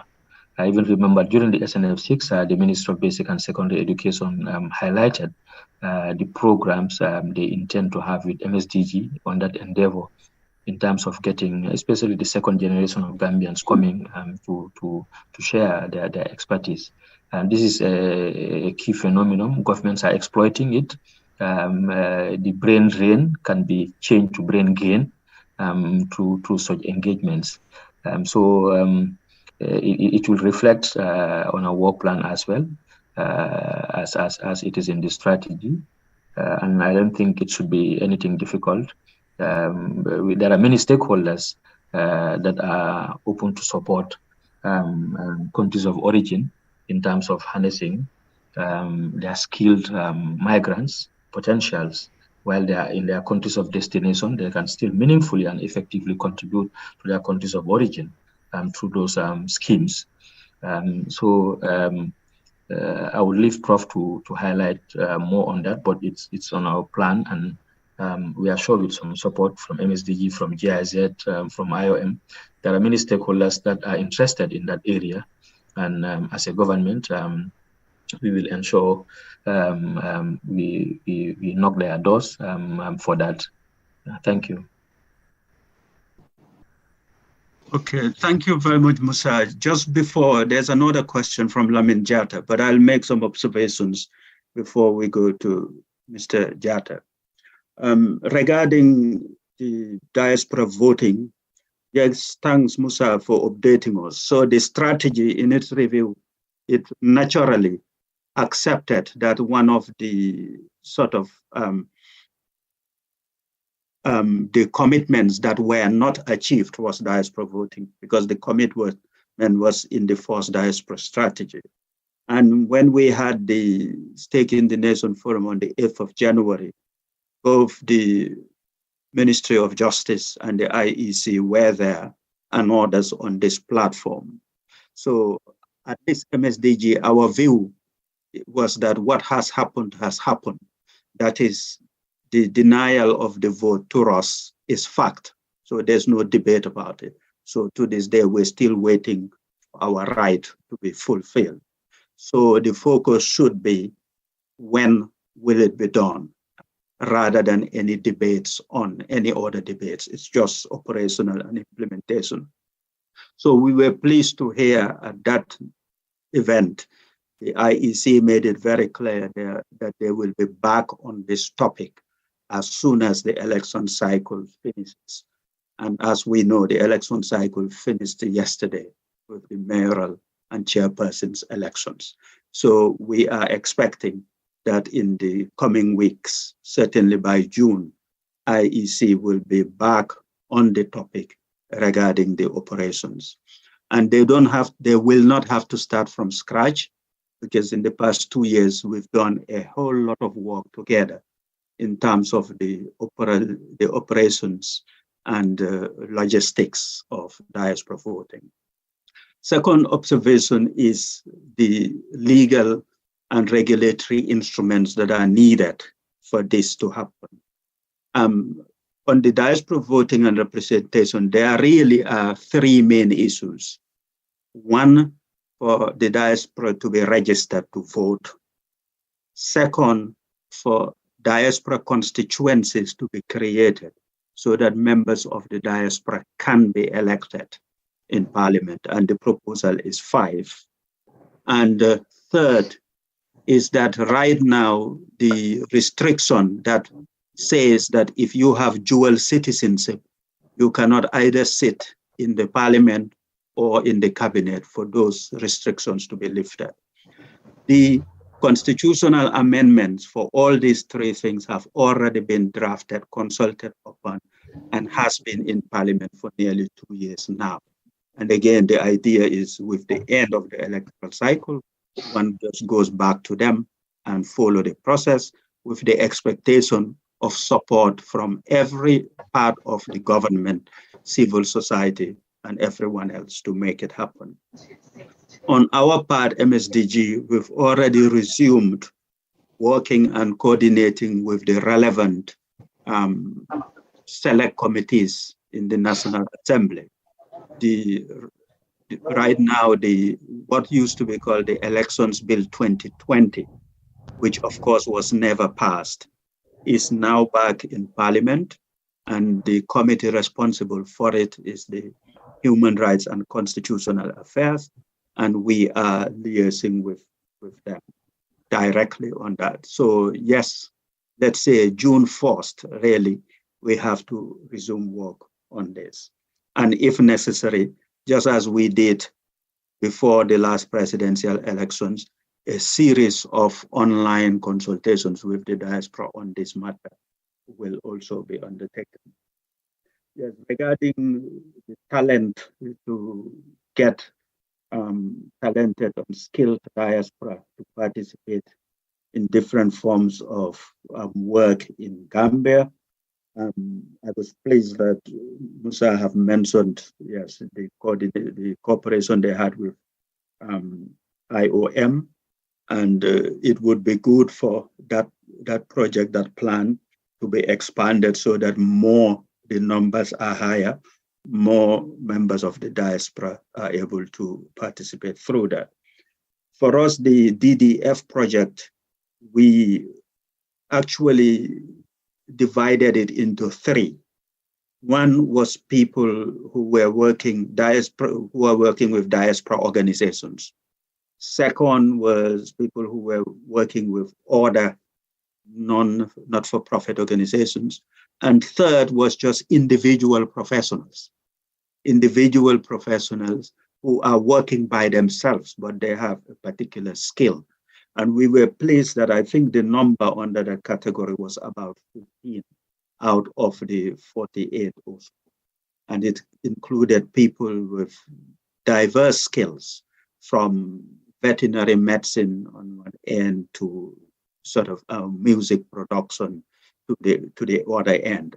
So for the future of our DDF program, we would also want to keep that. I would also mention that in the review of the strategy, one of the things that was observed was that diaspora professionals working with different partners in Gambia was happening a lot on an informal scale. That is, people are making private arrangements with institutions, companies, NGOs, and they're doing that work rather than sort of it coming through a program. My personal view is that that also should be encouraged. So the programs run by the Directorate or MSDG or others would be programs that would help those who, without the help, they wouldn't have been able to do it. But those who are able to do it are already doing it, and we should encourage more of them to do it. And for those who are academics on this call, I can tell you that the UTG actually have a framework, perhaps not well known, but they do have a framework whereby they can tap into sort of visiting scholars. And if you wanted to have a bit more information on that, you can contact us. We'll put you in contact with the director responsible for external relations. That's Mr. Mbake Kamara, who can assist with that. And finally, on the question of follow-up with the support, either in the form of grants or loans for the diaspora fellows who are running projects. A couple of observations on that. Our starting point with the fellowship selection program was we were looking for not only the projects people were running, but the persons running it. So in a way, we were investing in people. And that approach to program development is quite important because people who are able to be effective, generally speaking, all they need is a little bit of incentive and support, and they would run with it. And as we found in many cases, people were even doing it. So we just helped them to the next stage. So when you then come to the worst case scenario, where you are having challenges in terms of finance or other things, these people are better placed to overcome it because they already have that foundational base. So that's been one element of our selection of the fellows. Nonetheless, we do know, and the program also has a healthy tolerance towards failure.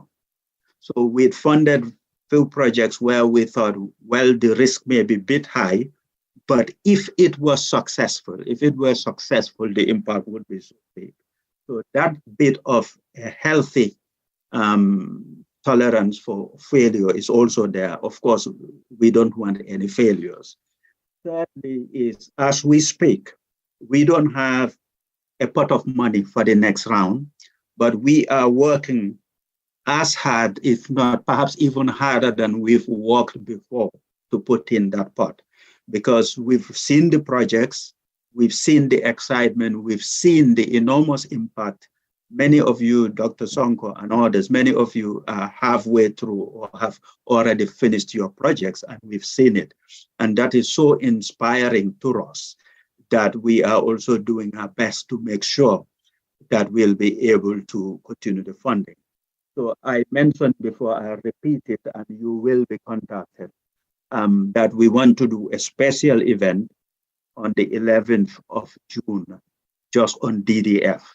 We'll share some of the evidence, which is some of the material we will indeed use to go back to the partners, not just to the government of Switzerland, who are our primary partner, but other potential funders and supporters of development in Africa, in Gambia, to support the DDF.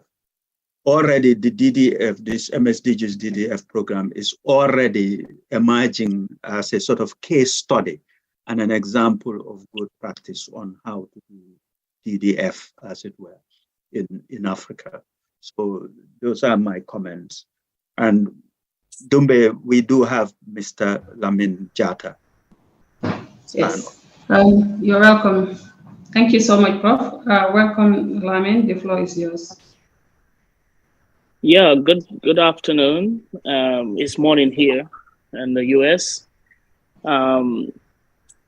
This is my second year joining this Zoom meeting with you guys. Last year I joined, and then I told you guys about I'm calling from the Kutikinte Foundation. So Curtis, speak on under the foundation. But again, I also want to add this to you guys as a Gambian, and we promoting Gambia based on investment, and then so many other ways. As Gambians, I think we are the only country and the only people that don't come together, work together, and support each other for a lot of things. We all have projects here, but it's very difficult to do things separate or individual. We are a very small country. Everybody said you're gonna do, alone. Collaborations are always welcome. Developing countries, they develop because they collaborate, they work together. And so I'm giving opportunity to Gambians on this page. I create something here that it will call a game changer, because we use Kutikinte name through tourism in America. I share the same idea, with you guys. So, even the Minister of Tourism, so many people in the country. Maybe some people on this forum knows me already. Some probably don't know me, but I just wanted to say the same thing over and over. As a Gambian, for us to be successful, we have to collaborate and we have to come together. We can't just sit here and just keep talking and bringing ideas and stuff, and it will not go nowhere. So we have an event. I would love you guys to support me as your own son. And it's not my event, it's a Gambian event, because what we are doing, the same thing with GIEPA doing, the same thing with you guys doing, MSDG, to promote Gambia. So we promote Gambia because if you look at year of return in Ghana, look at how successful it is within like 2 years, 3 years. And so we have Kuntikinte in the Gambia. So we have Kuntikinte International Festival. We can do the same to promote Gambia. And then bring in tourism, because look at our tourism sector is dying. Our tourism is dying. And then look at, somebody mentioned about the boat that used to take people to Jufre. I'm from Jufre. I'm from Kinte Kunda. My grandmother is late Binta Kinte. But you look at, when I was young, we used to have up to 4 boats, tourist boat that used to come to Jufre. Swedish, they have one, Spanish boat, English boat, and then Scandinavian boats. So 4 boats, but today they don't have none. And even my investors here, I was talking to them about those boats, how we can have boats, because we have these small local boats that they built, is nice, but we want the better boats. Every development country, especially tourism, those boats are available. Transportation also supposed to be something that we should be thinking about it. Even like city tours, like, if you've been in London, you have like the buses like that don't have a cover. So all those are part of tourism, like, when you're doing a city tour, like you can put tourists there. But for us, we have a plan that we are all in the same page to promote Gambia. And we are using our festival to promote Gambia. So we have packages, and then we have investment forum on it. We have a July 5th. We choose July 5th because I believe Kunta Kinte left Gambia on July 5th, 1767. So we want the government and the parliament, one day they can give Gambia a national holiday that can use Kunta Kinte Day as Dr. King Day in America. So we can have Kunta Kinte Day to be a national holiday. I know it's a process, but this is our 3rd year. We've been doing it without nobody's support. So we would love to have GIEPA and MSDG for you guys to be part of it, investment forum. And even the booklet you guys are talking about, we want all our investors to go with that booklet to get, America to have it. March Pass is July 5th from Westfield to the traffic light, with Carnival. Jufre, we have an international festival, which is the July 8th, and July 7th to July 8th. So this is something that we are trying to do 10 days activities in Gambia to promote this festival. So I would love everyone that wants to be part of it, how we collaborate, how we can sell this trip like what Ghana is doing. And then we can choose that, to build our tourism, sector and build our country. Thank you, guys. Thank you so much, Lamin, for that brilliant update. Prof, you want to comment? Okay, thank you very much, Lamin. Just quick question, Lamin. Were you able to apply to the DDF program? I did. I think I did. Yeah, last year I did. Right. Okay. So as you would already find with all of especially the organizations and the institutions would normally have frameworks within which they work. And that's just an institutional limitation that exists everywhere. So that is why it's important, as I think you've already found, that the approach for the partnerships would be a very plural approach. That is everyone and anyone who can add something. And my experience with the Diaspora organization is perhaps slightly different from yours, where you are indicating that there isn't lots of partnership and collaboration. In fact, in our work, we found that there is a lot of collaboration. On the DDF project, for example, we wouldn't fund anyone who doesn't have a local partner in Gambia. And we found that many of the diaspora then have got lots of either formal or informal collaborations. Now, whether they would have a big institutional partner, that's a different question. But other partnerships we found that's important. So, so for you, if you are achieving what you are achieving without getting those cooperation, I say very well done and keep up the spirit. And that indicates that you will be able to find the partnership relevant. We are in our project. We are actually supporting amongst the DDF. 2 of them are in the Jufure area. In January, I myself had the opportunity to join the MSDG team in Gambia to visit a number of projects. And one of them was in Jufure and Albreda and Jufure, with the support we're giving to the National Council for Arts and Culture. And the other is a small organization led by young men and women, mainly women. And these were, some of you would remember around 2018-19, there was a group of young women, young people, mainly from North Bank, who were on a boat on this irregular sort of route and were stranded somewhere around Mauritania, and they were rescued. So they formed an organization, Learning Skills, and they are one of the projects we're supporting. We were able to visit them in Jufure, and the lady Alcalo was there. So that is just Lamin to express the point that yes, partnerships would work. So the specific program you have, kindly share it with us. GIEPA is here, and I see maybe Usainu would want to say something. And whatever we can do, we would do.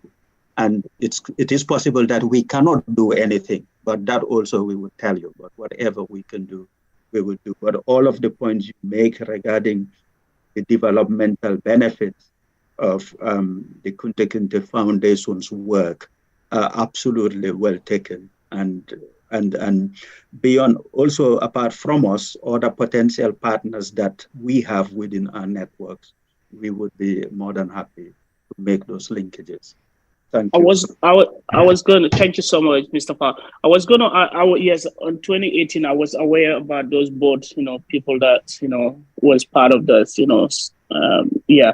But I was going to add this there too, is that the event that we are having, so we were able to convince about 15 investors in the different areas, from telecoms to entertainment to tourism to real estate, agriculture, anything that Gambia do. So we had to work with our representatives in Gambia, our program director, which work with GIEPA, also to see what investment is there in Gambia? What can people do here? So we were able to do that. Okay. Yeah, so but I would love to have you guys contact. We can formally write you guys a letter and then to come and see. We want you guys to see and give me an idea what has a Gambian, how do we take this opportunity? Because I feel like it's a great opportunity. 2016, when I was involved of the remake of Roots, I don't know if you guys watched the film, the new film. It was 40 years ago when Alex Selly did one. And the Gambian now benefit from that for, tourism of that. So when I came here and I said I wanted to do the same, I was able to do 2016. I was able to do remake of Roots. So that 57 million people that watch the film, Ghana is taking advantage on that 57 million, and they're taking it to Ghana for year of return. So I want to bring that back to Gambia. So I can't do it alone. So with July 2nd, I want you guys to come join me and then see how best we can all brainstorm and then make this work. Yes, my colleague will put the email address in the chat. You can pick it up. Thank you. Musa, I appreciate it. Will Thank put you. his email address. Thank you. Dumbe, we've got a Mr. Lamin. Yes, I think, yes, we have Lamin. Is the same Lamin or we have? No, it's another person. Mr. Lamin, please go ahead. Okay, Mr. Lamin, you're welcome. Yes, thank you very much for this wonderful program. It's really nice to hear all this development that is going on. I'm giving credit to the diaspora remittances which are coming into the country. In the policies of the Gambia here to revenue collection, the revenue authority is also trying to mobilize domestic tax mobilization. So I'm seeing investors coming in through GIEPA. For instance, before you come to them, you go to your registration, you use a unique identity called TIN number. So that unique identity, if you are an individual, for instance, but a company, if you register a TIN number immediately, it charges you for two obligations. This is filing and in payment. If most of these investors are exempted, whether revenue authorities are having that information, in as much as if things change the globalization, all these data are available in the system. At some point, it might create problem in some of these investors. So I didn't know whether the GIEPA man is trying to work on that, whether he's in consultation with the revenue authority to make sure all other people who are on SICs, because at the level of National Assembly, they report a system called tax expenditure. On that expenditure, there are companies there who are directly exempted by the government or on SICs. So I'm not seeing most of the Gambian foreign investors there. So I'm giving that question whether they are in line with the revenue authority on those kind of things. Thank you. Thank you so much, Lamin. Do we have GIEPA? Yes, yeah, thank you. I think to respond to my brother, what I want to state is absolutely SICs are approved in consultations. We had a committee. We have what we call the Incentive Investment Committee, which consists of the Ministry of Finance, Ministry of Trade, GRA, and GIEPA. Even in terms of the monitoring, these are the institutions that are carrying out all monitoring. So SICs that are provided to Gambians and non-Gambians are always approved in conjunctions with the Revenue Authority as well. But what I wanted to address was earlier with regard to the Jufure and the roots. I think what we need is collaborations, because sometimes the problem we tend to have is people always bring us in the last minute or up to the time they come into town. Because, for example, if you are to organize an inward investment mission, I think this takes time to plan. And it will be ideal that if we get the information so that we can prepare the programs together, know the areas. Because sometimes what I realize is we have issues in terms of meeting the investor expectations. Because as GIEPA, we will naturally be able to tell the investor what is available to him, what he can gain from, and what he can be offered with. But unfortunately, most of these missions we don't tend to be aware. So I will urge Mr. Jatta and the others that are organizing the routes, if they can kindly get in touch with us, so that we can work together and make it a success. Because at the end of the day, the bottom line is about the Gambia and how do we move this nation and country forward. And I agree, because if you look at roots, it was started by Gambia, Senegal picked some, and I think Ghana made a big noise and it also picked some. But in all these countries, I think experience, if you look at our tourism rates, in terms of, we have about 60% repeater rate.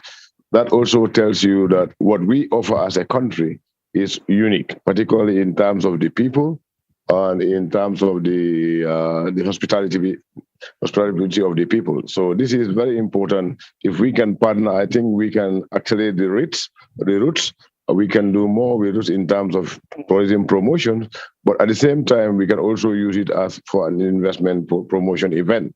So if Mr. Jatta can reach out to us, we are more than happy to work with him so that we make it a more successful event. Thank you.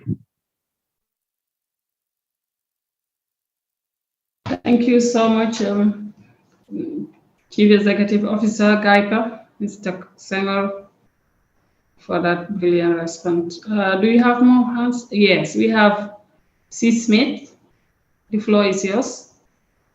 Oh, yes. Hello. I'm just going to piggyback off of that. Coming from the American side, when you talk about roots, there is a huge tie-in to African Americans here, because a lot of us, that was our first introduction into Africa. And the great thing now is that in 2027, it'll be the 50th year anniversary. So we can literally start planning and moving and marketing in a way that we can make this event a huge event for 2027, which could be the Gambia equivalent of the return to Africa that Ghana did. So I'm gonna email, I got a lot of the emails here. I'm gonna reach out on behalf of the International Kunta Kinte Festival. I also included my email on there. So if anybody wants to reach out that I don't get, you can definitely, I would love to figure out how we can all partner together on this going forward. Thank you so much, C. Smith, for that update. Now, do we have more questions?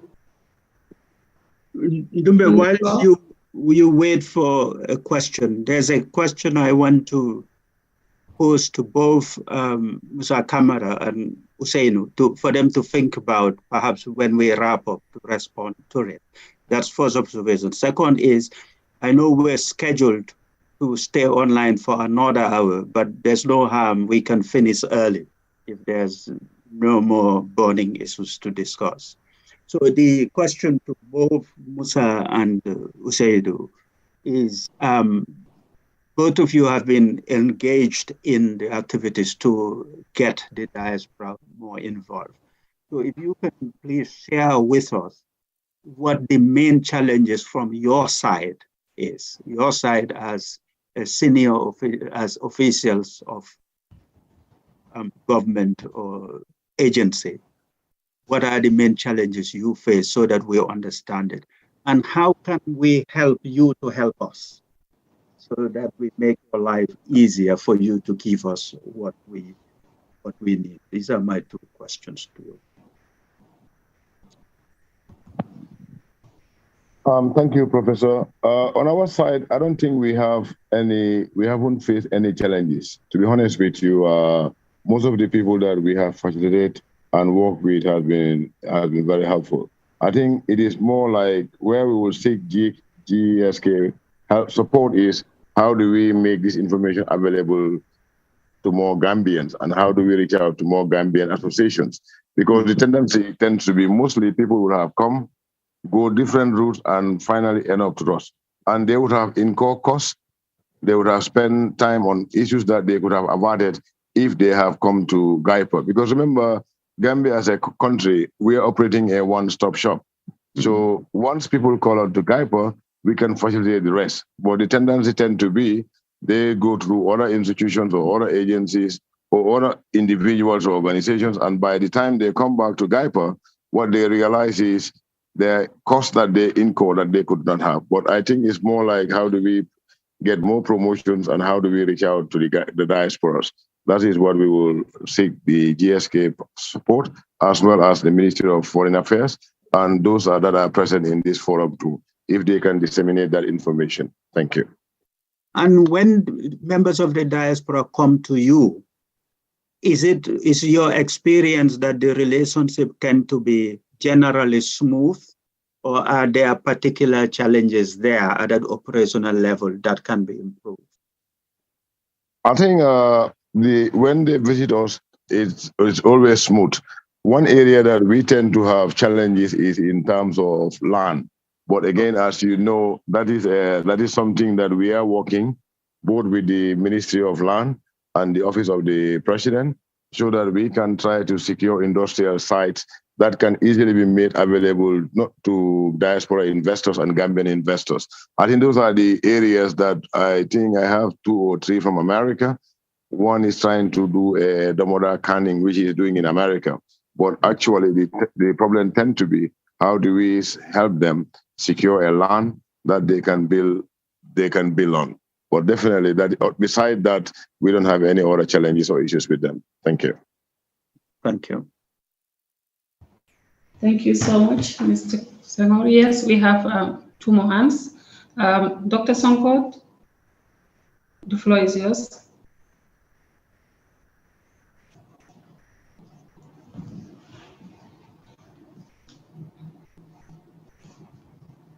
Hello, I think you're muted.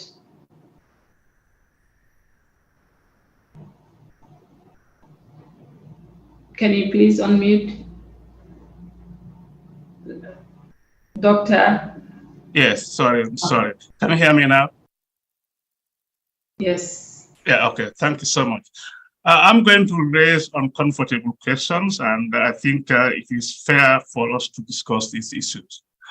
One is the question of land that the previous speaker alluded to.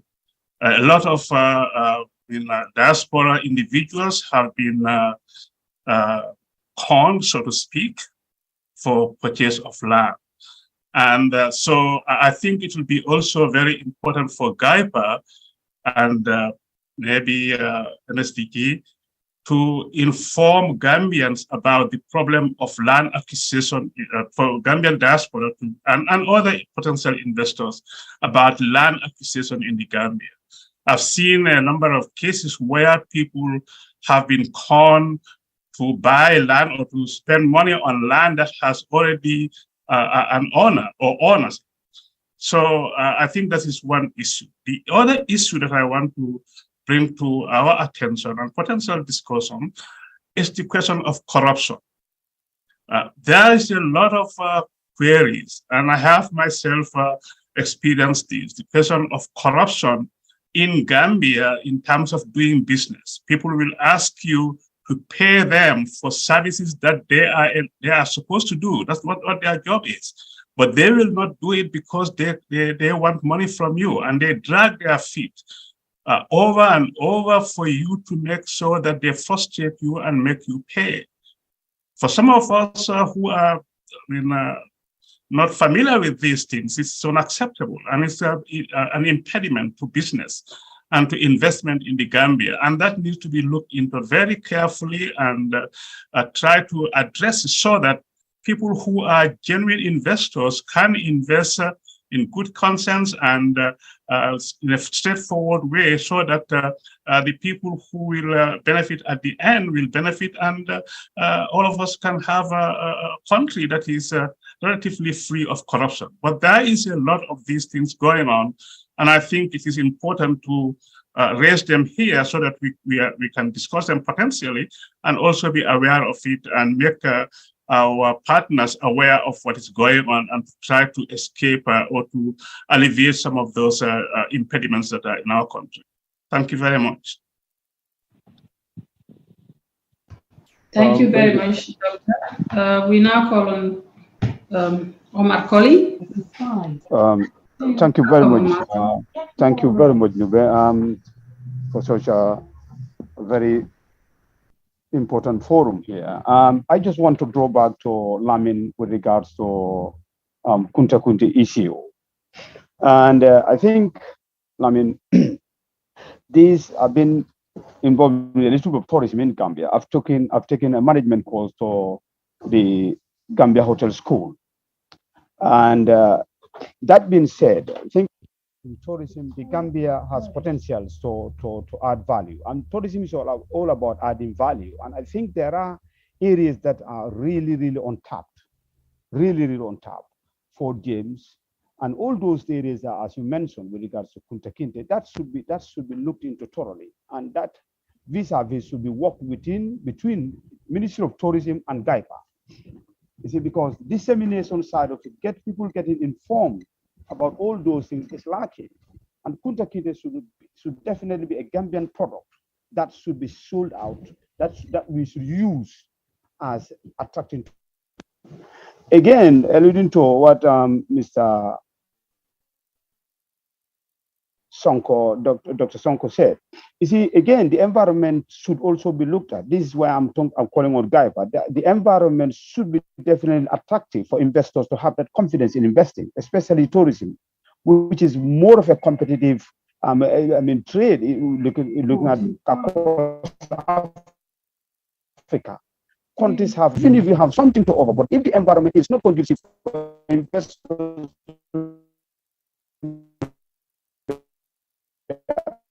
to invest, then that's why tourism in Gambia, we should broaden it. And broadening it means adding value and using all these areas that are of historical monuments to attract tourism. You talk about the ship, the boats, which is something that is untapped. So I mean, I definitely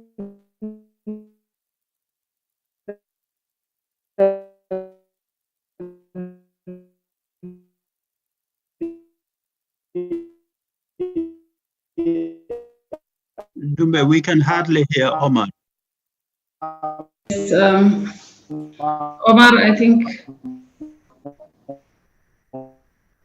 the connection is really poor from Omar there. Yes, I think we miss him. Do we have response from the floor on those two questions that we raised? Yes, Dumbe. Yes, DPS, welcome.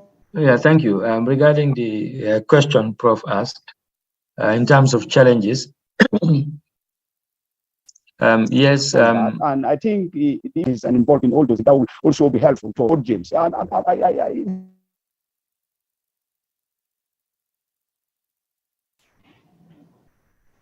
Hello, Omar, we are not hearing you. Sorry, Mr. Kamala. Okay, yes, thank you. I was giving him chance. Yeah. So basically, with us as a government, our main challenge is trust between the Gambian diaspora and government. However, over time, the gap is being abridged, but it's a fact that issues of trust hamper the engagement. And relating it to maybe diaspora voting, also widen or increase that level of trust. So with engagement, it's a key area we need to look at as a government. At our level, we've observed it. And we try to be sincere and consistent in our approach with the Gambian diaspora for them to understand we are representing them, and we endeavor to ensure they are represented effectively. We are technicians. It's a mandate to serve them, where the government has the will to create a directorate to enhance or to harness the potentials of our diaspora. It's key that engagement is effective But in so doing, issues of trust will always would surface. So that's an area. I don't know what MSDG can do to help in that endeavor. It's a soft area, and the rating from my engagement is increasing, but it's a fact that there's that challenge of trust.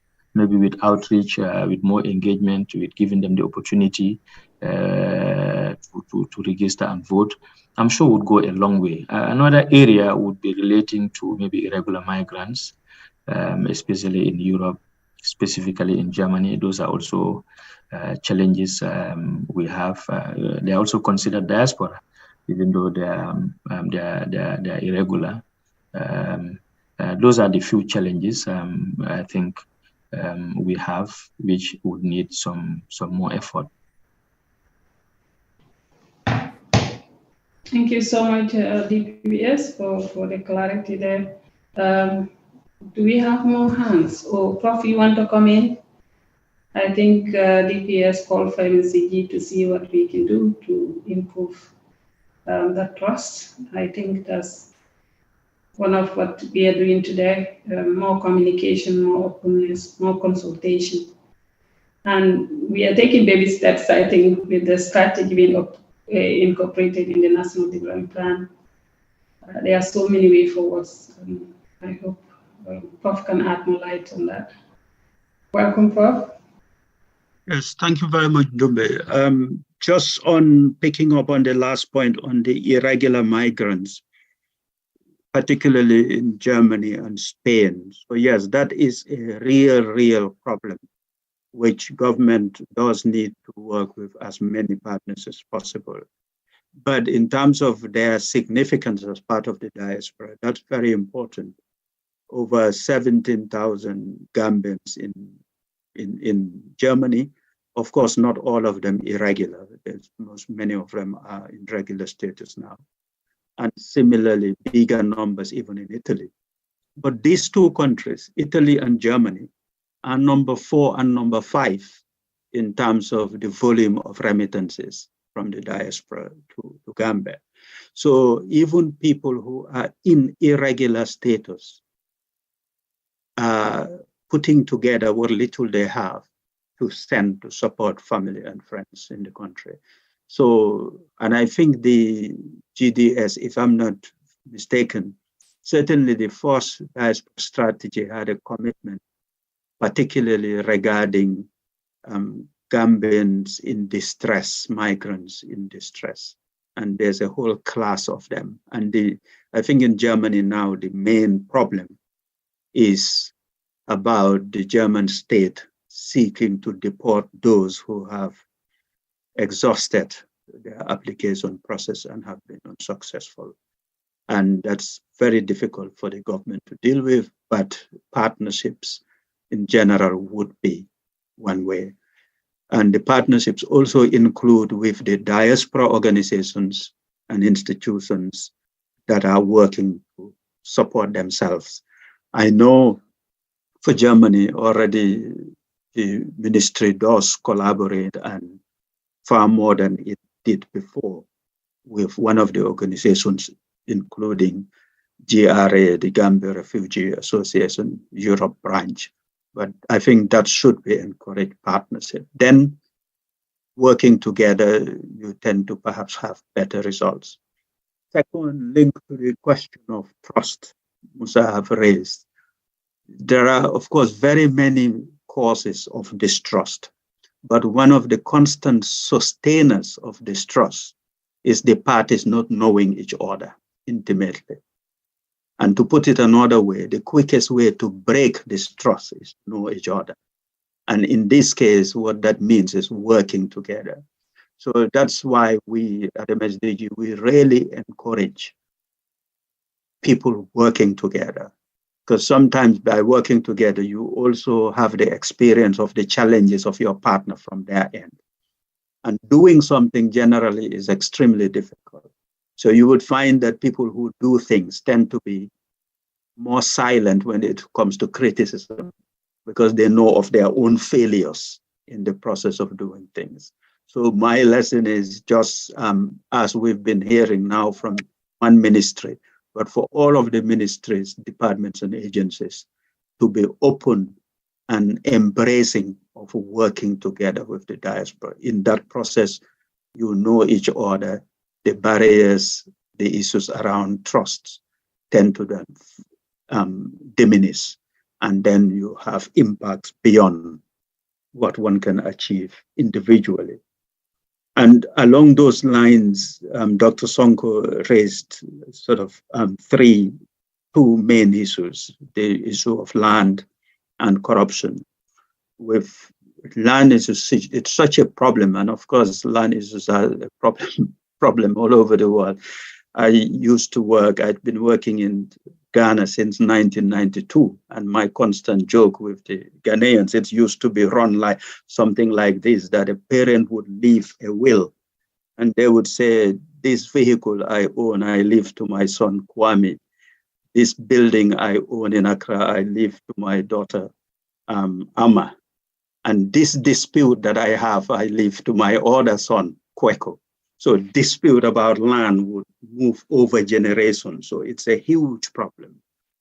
Whether MSDG can do much into this, my starting point is I don't think so, except for one little thing, possibly in partnership with GIEPA. And I'd like to hear what Hussein would be.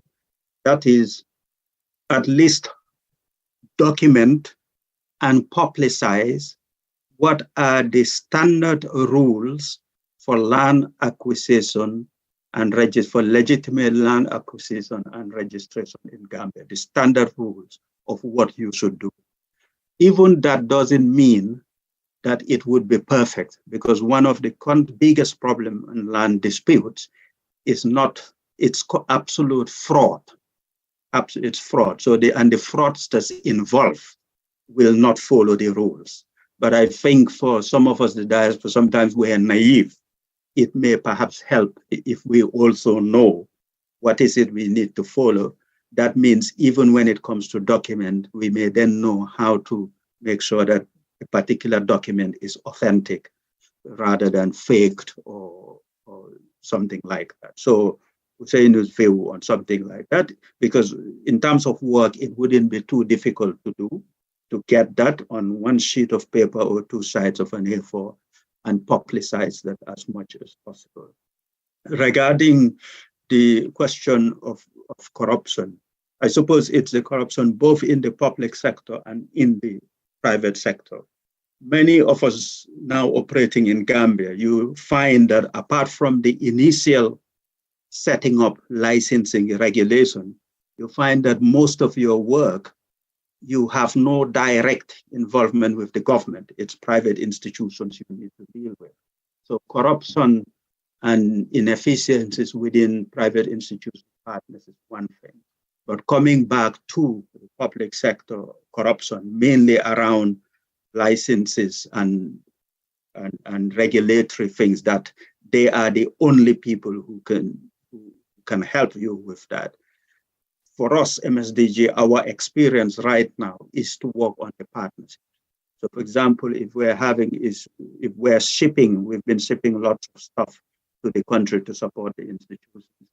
We would make that ministry, we would make them the consignee. So it's for them to receive it, to deal with that.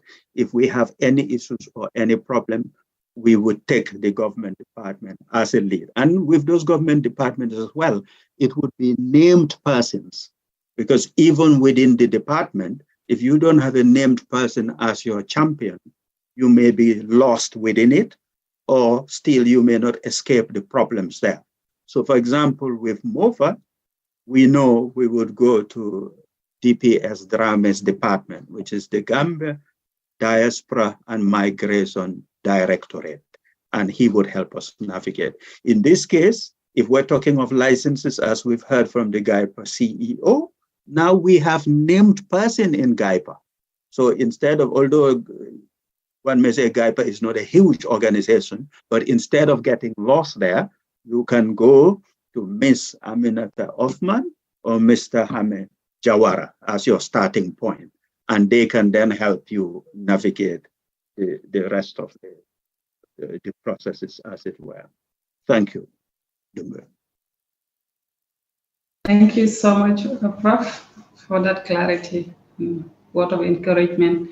So do we have, yes, we have another hand there. Karanta Fati, you're welcome. Yes, thank you very much for this wonderful afternoon. And the discussions are very healthy. I have been listening for quite a while. My question goes to GIEPA. They talk about outreach. They have been initiating some outreach to go to UK. And on the collaboration aspect, I think we in the diaspora, we have a problem of accessing information from diaspora whilst we are living here. Because mostly what you can do is to send them emails. But sometimes you will send an inquiry email about investment opportunities. It will take months before you can get a even acknowledgement of your inquiries, moreover to get a response. So I want to ask Mr. Senghor, what modalities or what mechanism do they have so that we can have a free flow of information for the diaspora who are eager to come back home and do something there? Thank you. Thank you very much, Mr. Fati. I think we haven't done a road show to UK yet, but we are working on one. And what we, for example, will be liaising with the Ministry of Foreign Affairs as well as the embassy in London, because the bottom line is we want, as part of our KPI, inward investment into the country is our key KPI. So that is why, like Prof rightly said, we're not saying these things happen or they don't happen. That's not for us to deny or accept. But what we can say is investments that we facilitated, transactions that we facilitated as an institution or as an agency do not tend to have problems. And most of the time, these people came to us after they have experienced those issues that Mr. Morang was talking to. So what I will urge is let us have the associations, their contacts. We will email them we will send emails to them. And as far as GIEPA is concerned, I'm not sure which emails, but definitely we respond to our emails on a timely manner, unless maybe it's sent to a wrong email. But emails that are sent to GIEPA are replied to at most within a week. You will have a reply in terms of the inquiries. And just to buttress on what Prof is saying, we have a diaspora desk officer and manager now. So all we are saying is, I mean, we can't do all, but even if you want to enter into a land transaction, you can write to us, copy us, and then we will write, because we will write on your behalf to the ministry or institution responsible. And once we write that, you will be copying the letter. So even if you are going to visit that ministry or institutions, we will go along with you. And to be honest, we don't tend to have any issues in terms of those, because once you meet the requirement that is set by law, because every license Prophet is talking to is done under regulations. And those regulations will outline the conditions that you need to meet. And to us, once you meet those conditions and you pay the required fees, definitely the institutions would issue a license. If not, we'll have to take it up with the relevant ministry or relevant department. Because for us, we have to facilitate inward investment to this country to provide jobs for our people. So there is no way we will joke with that. But just to protest on your point, Mr. Fati, honestly, you can reach out to us, and we don't have a database that have all the diaspora, but we can be rest assured that if you provide us your contacts, we will put it in our database so that whatever we are doing in the UK, we will also factor Gambians that are there, because it also enables us to know the market. Because sometimes, yes, we may do a desktop research from here, we may meet there and there, but again, we want Gambian entrepreneurs who are in those countries. For example, today, if we want to promote exporters of kaba to the Gambia, the best person would have been a diaspora Gambian based in London or in Birmingham or wherever in the UK, because he's already familiar with the product. He already knows the product. So to sell that product to him would be far easier than to sell it to a foreign person. So on that note, be rest assured, I think we will share our email and details, but you can always visit our website and be rest assured that, in fact, we are upgrading our website. We want to put these instant messenger services like help button that will enable interactive communications between the inquirer and the office. Thank you. Thank you so much, Mr. Sanger, for that information. It's quite helpful. Do we have more hands? Without any more question and comments? Or Prof, you want to come in? No, I was just going to say it's okay if we were to wrap up now. Yes. Without any more comments or question, we go to the next agenda item for today and also the last one, which is a closing observation. Thank you. Prof, you want to? Okay. Okay, so just to thank everybody, our partners, the speakers, and everyone who's following us and contributing towards the questions. We are noting all of the observations made here. And for the GIEPA, the updating of the website they would also most likely have a page dedicated to the diaspora desk. And if the GIEPA colleagues are still in, perhaps you can use the chat to put in your email addresses that the people who are here can get it. But the GIEPA Diaspora Desk leaflet already has even a brief profile of the staff responsible and their email address and their telephone numbers. As I said, in the next 3 months, we would come back to you almost on a monthly basis. The first one would be, I repeat, on the 11th, and that would be on Diaspora Development Fund. And in July, most likely in partnership with GIEPA for a GIEPA specialized business session. But I wouldn't be surprised if perhaps by July or latest August, we'll do one on diaspora voting and representation with the IEC as well. So thanks again. And we've been picking up email addresses to add you on our mailing lists. And the methods we've been using to reach people, part of the reason why we do the live streaming with Eyeafrica is because they're able to make it available online effectively forever. And Eyeafrica, we've been partnering with them since 2017. So that continues. We have also started using, when we set these events, to run few advertisements on the diaspora platforms, but still the most effective way of getting people to be aware to join directly on Zoom or to watch on Eyeafrica and other platforms is through the diaspora networks, with people like you who are on the call now and others sharing it on the different platforms. That seems to be the most effective way. And I thank you all and look forward to catching up in June and then July and onwards. Over to you, Dube. Thank you so much, Prof. I think I bring you in early. Can we have more on just a wrap of observation that you have? Thank you, Ndumbe. No much observation, just to thank MSDG and GK partners for this opportunity. I think this is very profound.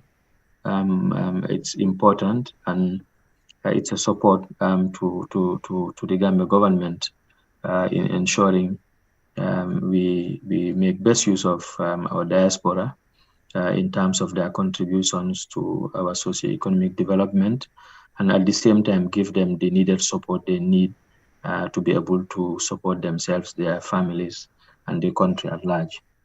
So we want to thank Prof and the entire team at MSDG and GK Partners for always being there to support us whenever we need your support.